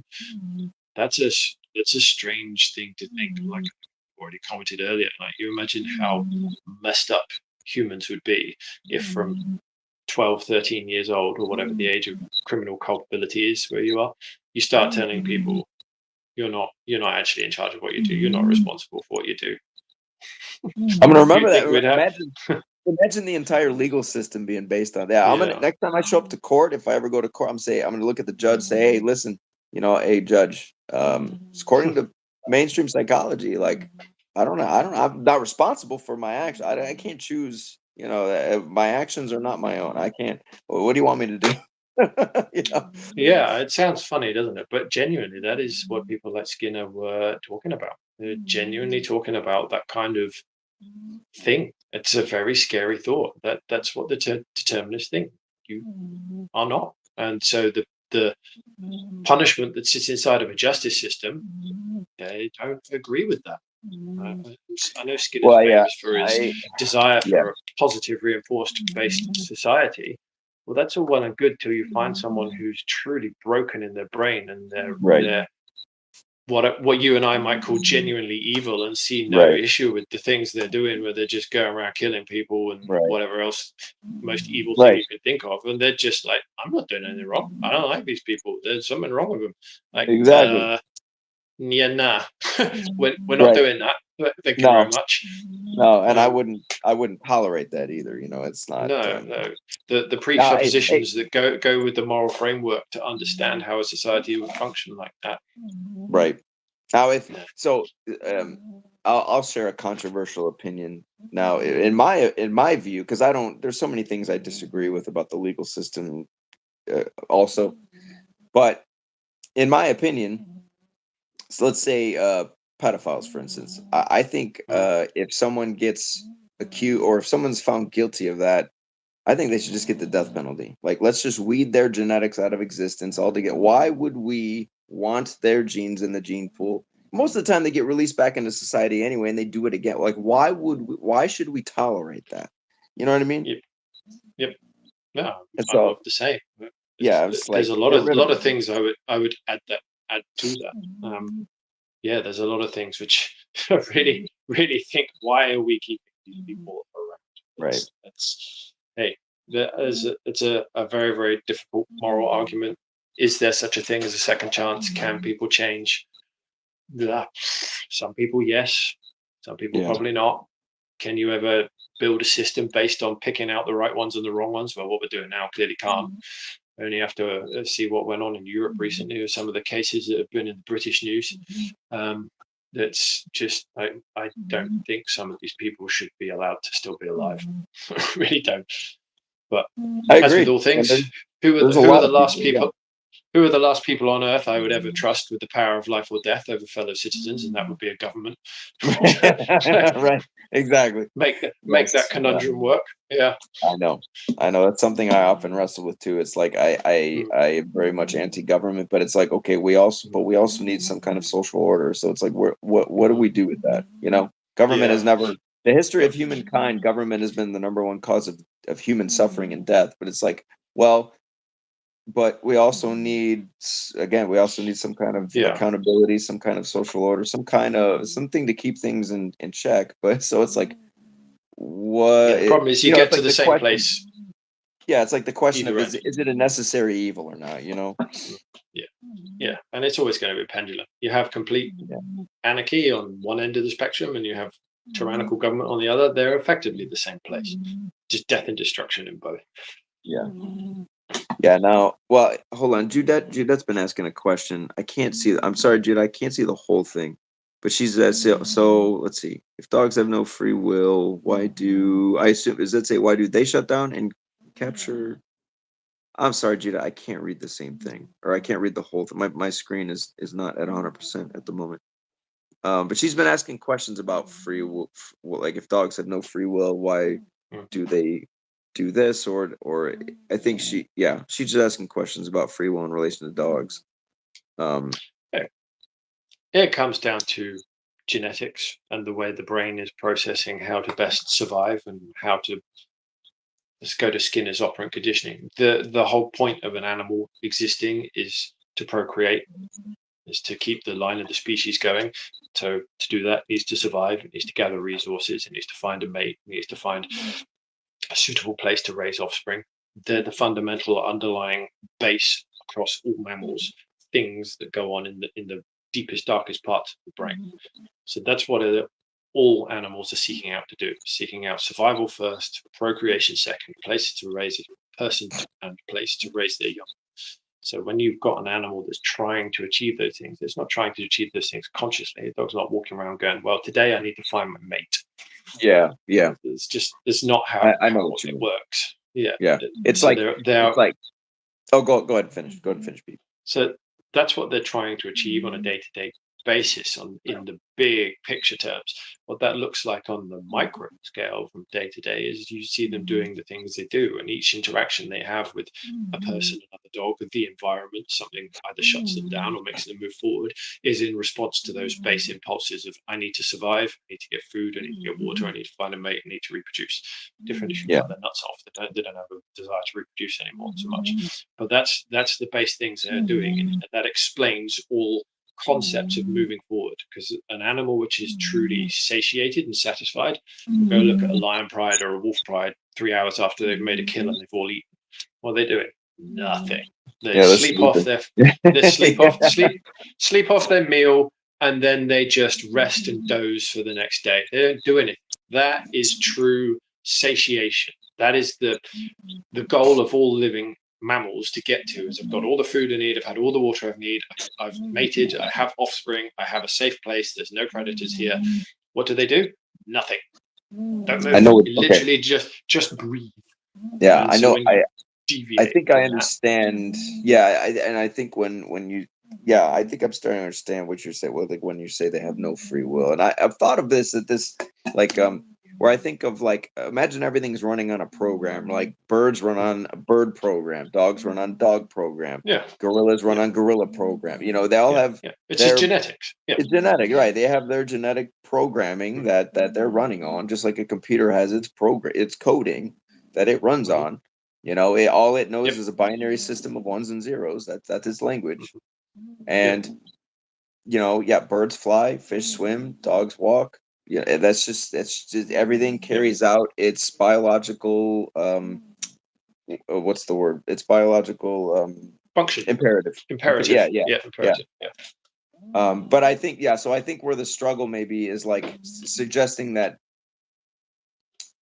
they have that foundational level, but does that mean that dogs don't consciously choose, between this and this? You know what I mean? No, like it doesn't matter. Yeah, of course. No, it doesn't mean that. They do choose. They have conscious. They do have a little bit of conscious at 2 or 3%. I figured that would be the answer, because it's like I see it like this. If I let's say I have a really strong personality dog, doesn't matter the breed. Let's just say I have a strong-headed dog, and I'm being part of the environment, but a dog has a certain, the dog's operating on dog programming, right? Its hardwiring is of a certain. It is responding to certain things in the environment based on its code, and so if I behave like prey, like if I'm very timid, if I'm very meek, if I show a lot of soft qualities, but then this dog is very assertive, well, the dog's programming is going to tell it certain things about me, and its natural drive is going to be, well, I'm going to take control of this territory. This is my territory now. And if you, because we go back to hierarchy, if you challenge me, because I view you as you have shown me through your communication, through certain information you've given me, that you are a subordinate, and then I'm above you. If you challenge me in any way, I'm going to put you in your place, because this is my shit. Do you know what I'm saying? So it's like the dog has no choice but to go there based on everything you've said to it. You know what I mean?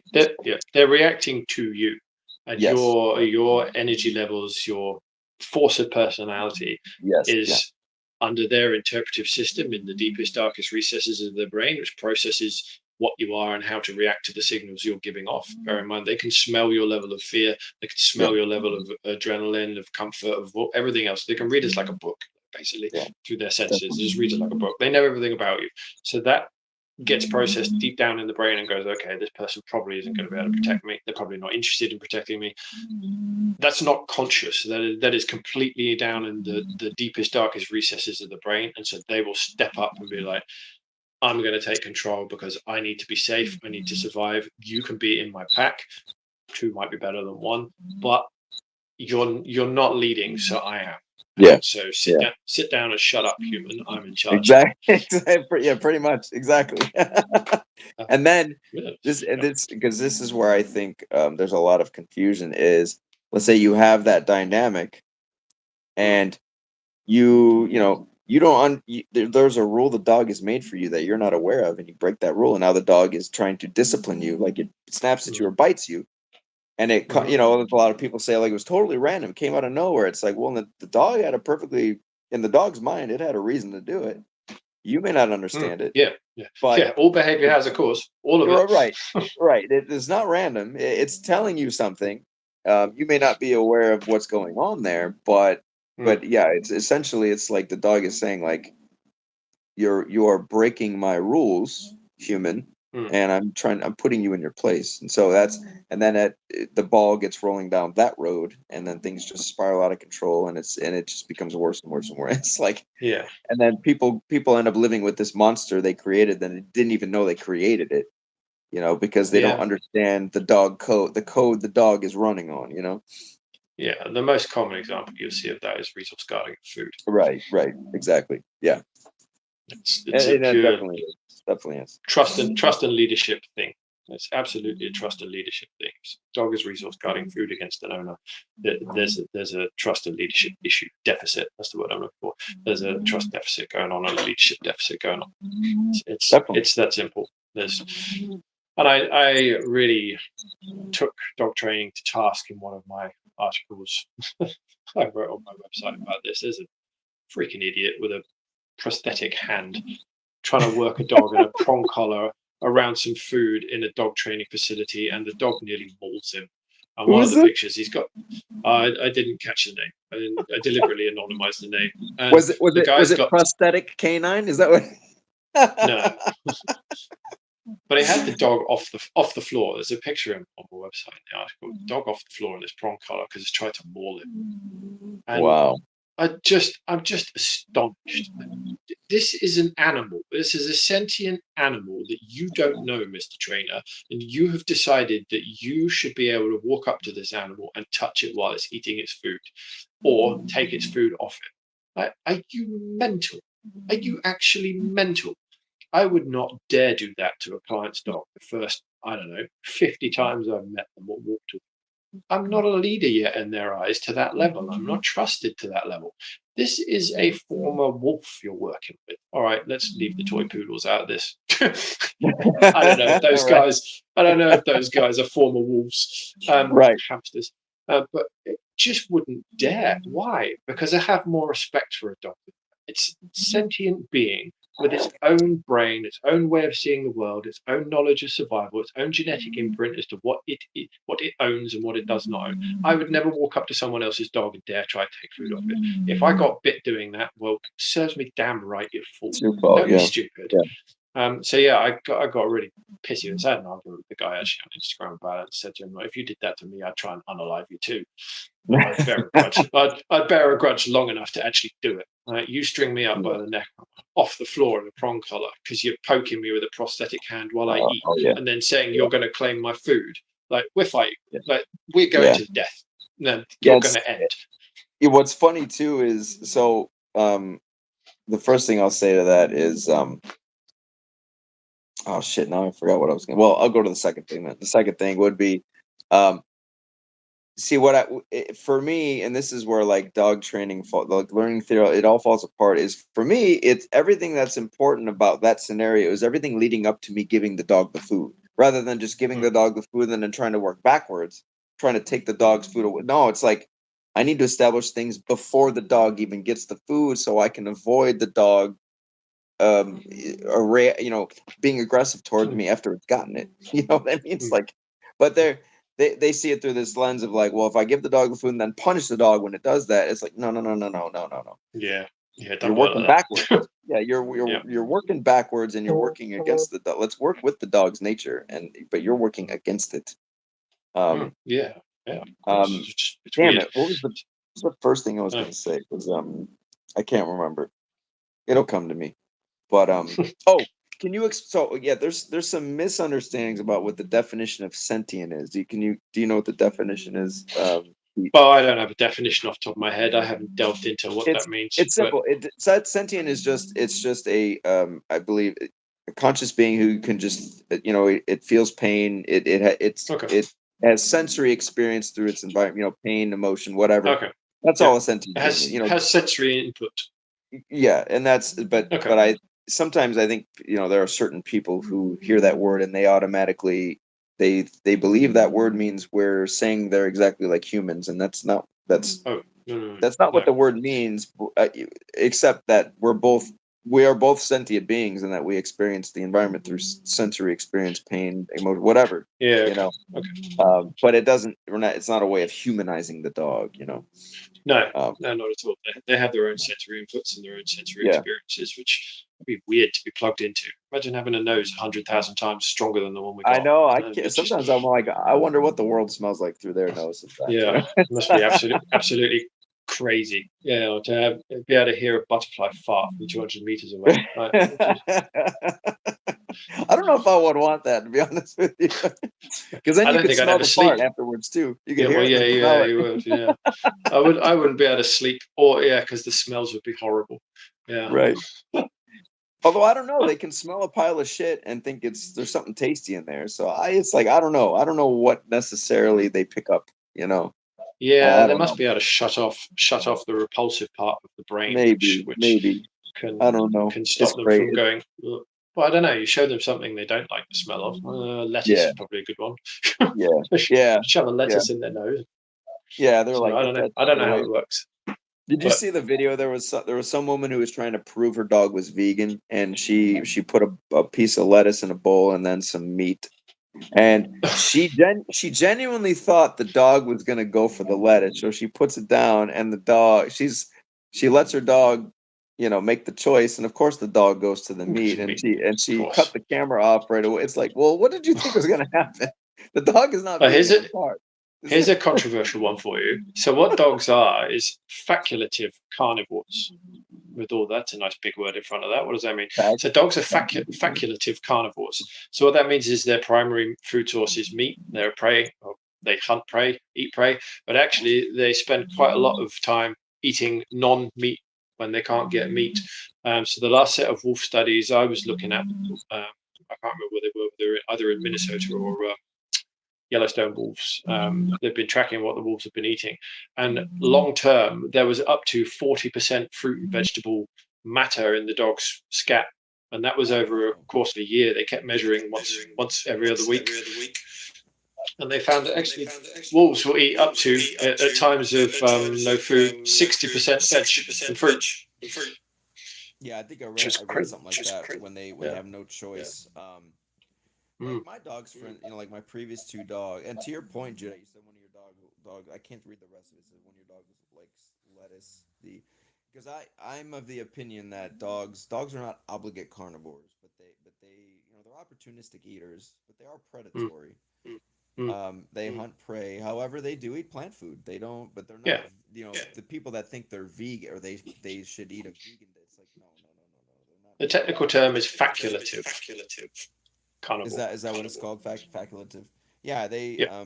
like my previous dogs. They the long flat grass that grows. Sometimes it grows near Mm. water. Like my last two dogs, especially my girl, she loved to munch on just that grass.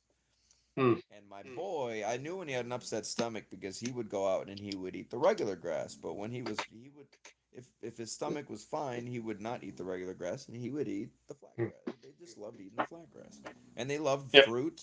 I would make fruit as part of their diet, but I mean most of their Mm. diet was meat. But they loved Yeah. fruit. They would eat the grass, and it's Um, so I don't believe they're obligate carnivore. Or No, they they're not.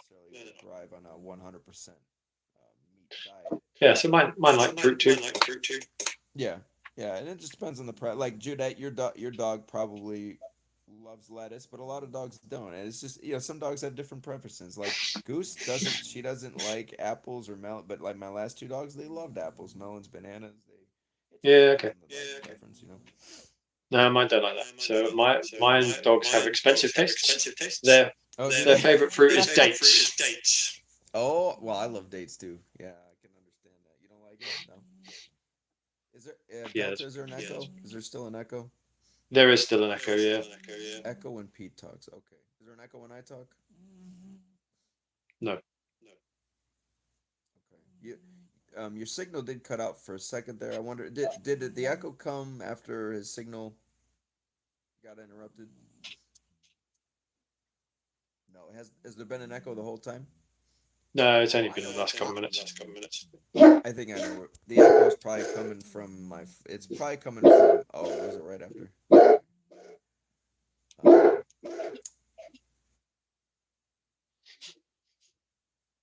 don't know. Let me try to.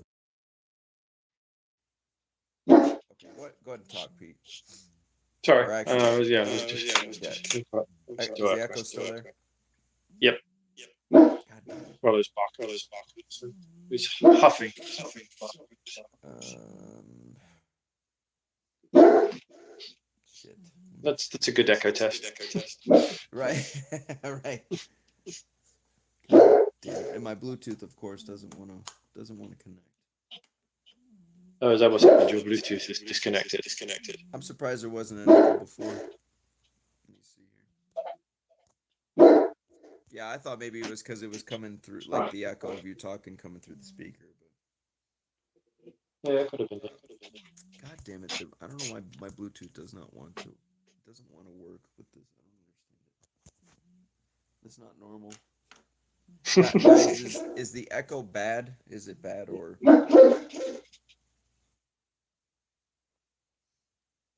How bad is it, guys? Is it a bad echo?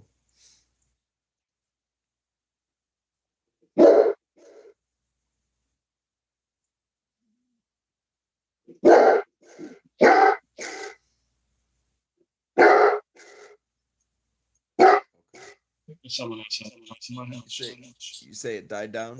It died down, Delta? Yeah, I can't hear myself again now. Oh, I can. It's back. God damn it. Oh, you know what? Hold on a second. Let me try something. Let me link my Bluetooth, but not use it, and let's see if that actually can. Okay. Let me see if that works. Okay, is it still there? I can hear it just.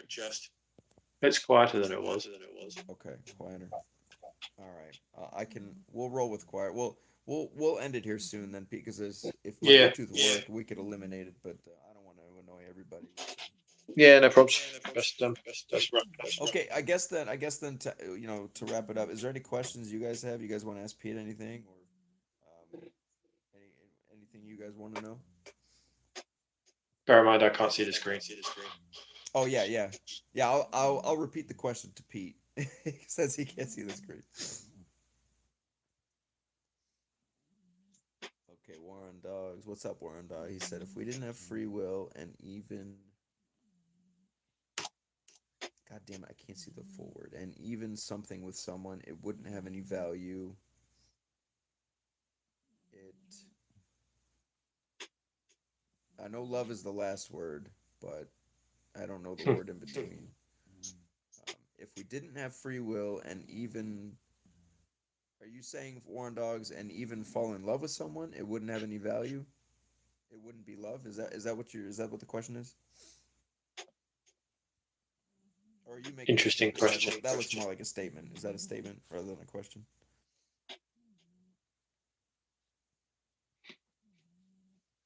Okay, I think I see what you're saying, Warren. You're saying if we don't have free will and we fall in love with somebody, it wouldn't have any value because you didn't.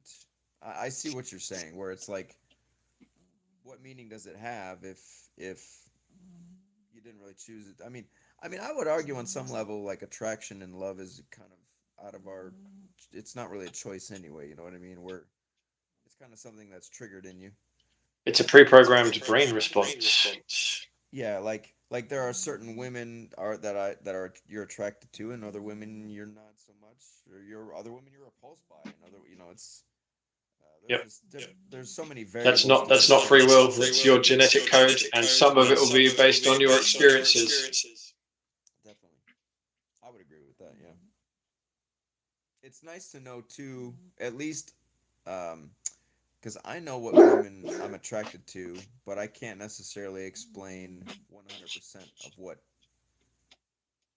draws me to. But I know what I like. I know what I look for. I know what I think the word is type. People have a type. Yeah, they have the yeah, exactly. Any questions, guys? Or Judette's got one. She says, "Is free will on a spectrum based on IQ?" That's a good question, actually. That's a really good question. I've not seen anything that would suggest that. Um, but it's a really hard one to answer. I don't have the ability off the top of my head, but my instinct says no. Yeah, that's. I'll have to think about that. That's a good question. Oh, so yeah, Warren Dogs. I wouldn't disagree with you. He's saying there's a difference between attraction and love in humans. Oh yeah, definitely. I would agree with that. Yeah, yeah. There's a difference for sure. Like there's a difference between lust and love, or yeah, I totally. I do not believe in unconditional love. Although, well, I think a mother can unconditionally love her young, but I don't know. I don't believe people can love each other like people not related. I don't believe in that necessarily. I don't think. I don't even think love between dog and owner. I don't think that's unconditional either. I know a lot of people like to buy into that, but I don't. Um, as you had Yeah. said in a comment, Judah, relationships are transactional. Like it's a very transactional thing. There's a lot built on top of that, but it's transactional, and so it's conditional. If um, at least for me, there are conditions to people getting my time and attention, and so if people can't respect that, those the principles that I have, or the rules of what I allow into my life, if you will, well, they don't get any of it, and so that's the condition. It's like, you may still have feelings towards that person, but it's not going to be. I wouldn't necessarily call it love though, but um, I don't know. It's a complicated one too, but It is. yeah, Warren Dog Love is like. What do you mean? Oh, you're the Warren Dogs. You're a she. I didn't know that. Okay, that's news to me. I did not know that you're a she. Okay. Let's see. Dog love is lack of discernment. Dog love is lack of discernment. What do you think about that, P? I don't know. I'm trying. I didn't hear the question. Say again. Dog love is lack of discernment. I don't quite know what you mean.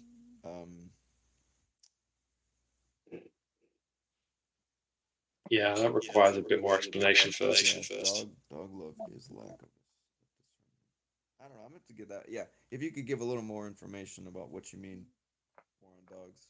Otherwise, So, if I may jump in before we get that clarification, sure. my understanding of dog love is dependent on when you get your dog, I suppose. So when we rip puppies away from their owners at 8 to 10 weeks old, their systems are desperately trying to bond with something to replace the parents. Sure. Yeah. We kind of fit the bill as the mammal in the home and the thing that's now raising them. Can you call that love? We generally do as humans. We do that. Is it really? I don't know. I'm happy with that definition personally. It probably doesn't meet a scientific definition, but okay. I think that's why it's complicated. That's why it's a very complicated thing. It's like, really, like, do we really even know what it is? To begin with. I'm gonna say something very few people know about me. It's gonna be a cold truth. I'm somebody who really I don't find myself loving anybody, even my dog. I don't like. I love my dog, but it's not like I don't miss people. I don't like even my girlfriend. Like my girl, I don't miss when they're gone. I don't miss them. I don't miss friends. I just don't. I don't know. I don't get emotionally attached. I used to, and I don't know. Maybe it's through harsh lessons that I've kind of shut that. Like I just don't operate that way anymore. But I tend to have a very just like not detached because I'm still very much involved with people, but it's just like I don't invest that part of myself to where it's like because in the way I've come to understand it is if I'm going to make good decisions as a leader, I can't involve emotion in that. I can't let emotion influence my decision making process. And so I've found that in the past, emotions tend to get in the way of making good decisions that benefit not just you but everybody. And so I don't know, that part of me I've kind of just like I've learned to just not let it get involved, if that makes sense. Yeah. Okay. You're different than me. Yeah, yeah, and it's people who know me may say I could be a bit cold, but I'm still I'm still a warm, inviting person, but I can be a cold human for sure.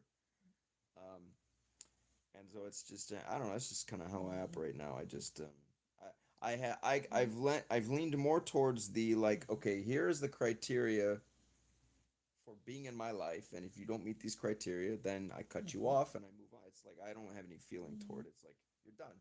I move on with my life, and I don't look back. It's just like that's it, you know. That makes it very easy, you know.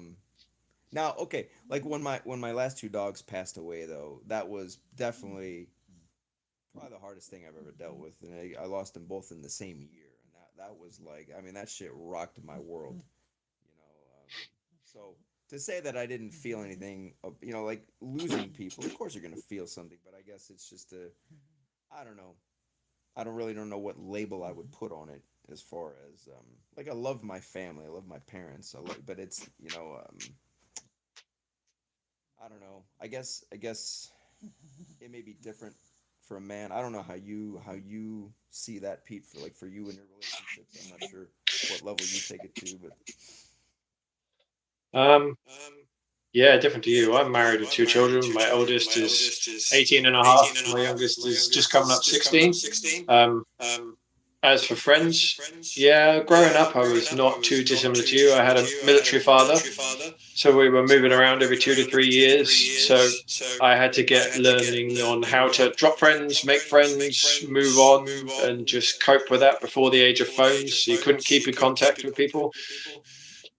As an adult, that's kind of carried on, but I am using technology to keep in contact with people from when I used to live in England. So I do miss them. Yeah, I do miss people. I do get attached, but there's a part of me which is capable of just going. But I had to grow up like that. There was no other way of coping. yeah. No, I get that, and that's more of like a necessity of circumstance. Like you just had Yeah, that's literally my operant conditioning. I to. had to learn how to There lose you go. friends and make friends. you know, um, you know what, and this is something maybe you've experienced too, or you will, but I find that the things I struggle with the most as far as feeling things nowadays is actually with my clients. It's did I do a good enough job? Am I giving the best leadership possible? Am I doing everything I can to help them succeed? Am I going above? And if I don't feel like then I tend to I kind of self reflect and I'm like, okay, I could do this better. I could do this better. Or I fell short here. And then I used to beat myself up a lot in the past over things. Now I'll do it a little bit, overthink. Like I could have done that better, and I may think about it for a while, but then I don't really dwell on it like I used, like maybe when I was 10, 15 years younger. But I'm still always conscious of like, yeah, I have a hard time letting this go because I know I could have done this better. I feel like I Mm. failed them here, but I don't know. That's like the part of me that's really trying to focus on building the best leader in me that I can. That's I'm always thinking of that. How do I build Nothing that wrong with leader being that's self-critical. What's that? Nothing wrong with being self-critical. No, not at all. I think it's important for self-growth. I think not. Sometimes I wonder if people are self-critical at all. Like if there's any self-awareness. It's like, do some people do they actually really sit and think about the things they do or the things they say and have self-reflection, and are they critical of the choices they make or what comes out of their mouth? Sometimes I'm just like, how do you say that and not look in the mirror and be like, you're a fucking hypocrite? You know what I mean? Yes. I can't operate that way. I can't do it because I wouldn't be able to look in the. I would have to look in the mirror and say, "You said this thing, and you know it's not true, and then you did this thing, which makes you a hypocrite." Or it's like, I can't operate that way. You know, it would fuck me up. Yeah, that's because you believe you're in control of your destiny. Actually, that's something else I struggle with, Pete. What do you? So okay. What do you think as far as like fate versus you making your own destiny? Like what do you think is? Because I don't know for sure. Sometimes I think there's some synchronicities that happen in life where I'm like, is this predetermined or like what the fuck is going on here? You know what I mean? Yeah, I know what you mean. There's no clear answer to that. Sometimes I think, well, this is just meant to be, and other times I think, well, you're an idiot and made a stupid choice. I definitely have had both of those. You know, I know what you mean. It's like I've experienced both. Yeah, yeah. But the good thing about making a stupid choice is that you can avoid making it again. Yeah, if you're humble enough to learn from your stupid choices. Right. Yeah. What's the I always forget the saying. It's like a mistake doesn't become a mistake. Like a choice doesn't become an error unless you repeat it. I forget how the saying goes, but basically, if you make a choice and it's the wrong one, well, if you repeat it, now it becomes a mistake. And if you repeat it again, well, now like you're consciously you're not learning. You're doing this thing you know you probably shouldn't. That is definitely like you are that is an error at that point, you know. But anyway, let's what do we got going on here? Let's see. Okay, OT's got a question. Pete. Oh fuck, my screen is fucking me up. Pete, I think it's in regard to fears. Pete, I think what OT's saying, you don't want to push dogs through their fears, but what about irrational fears? I've encountered a new trash can my dog freaked out around until he got comfortable. Are you saying OT like are you let me see if I understand this right. Yeah, I think maybe OT's asking how would you handle a dog who has like irrational fears to something? Like a trash can. Trash can who just like the dog freaks out over it. It's like a huge reaction, you know. Yeah, exactly the same as I handle rational fears. I just act calmly, and there's two approaches. You can just avoid the thing slowly getting closer over long periods of time, i.e. weeks, months, whatever. Or you can go and sit by the thing and just ignore it until the dog gets comfortable enough to come up to you. That's the two main approaches. So Tora, my female, she had a phobia of plastic things. Hang on a sec, the echo's too bad. I'll take these out. So Tora had a phobia of plastic things when she was young, and it was an irrational phobia. It was anything made of plastic, so traffic cones and kids' toys, tricycles, whatever was lying around on the road, she couldn't cope with. So for her, it was a case of we just had to avoid and exist near these things until she slowly just got used to it and got over it and struck up the courage to go and give things a sniff. It took time, took a long time, but that's what we did. I did try I'll go up to it and sit next to it for a bit and that worked for one. It took her about 40 minutes before she got brave enough to come up and sniff it. But it's a long time. Not everyone can just sit there and do that with their dog for that amount of time. And it depends what the object is. So if with vehicle fears, not that I've ever had a vehicle fear, it's just a case of just walking past them enough distance. Eventually they kind of get used to it through basic operant conditioning. Gotcha. Yeah, and stuff like that, I don't think I would really handle it all that differently. You know, it's because at that point you're kind of playing the waiting game with it, where it's like I need you to come around to this thing that's, you know, I know this is irrational. You're not really thinking this is not a it's just kind of in you. You don't really have a choice over how you know, like my fear of heights. Like I don't have any choice of that. I'm just afraid of heights. Like what am I supposed to do about that, you know? But I have to be the one to go up there and like, you know, and I have, like, I can go higher than I used to, but I confronted that. Which was voluntary. Still a line I don't want to cross, and it's like, if I don't have to, I'm not going to do it, you know. But let's see. No, I hear you, Delta. I think we're just going to wrap it up, but I hear you, man. I appreciate everybody joining. I mean, it was Pete, it was a great conversation, man. Thank you for your time.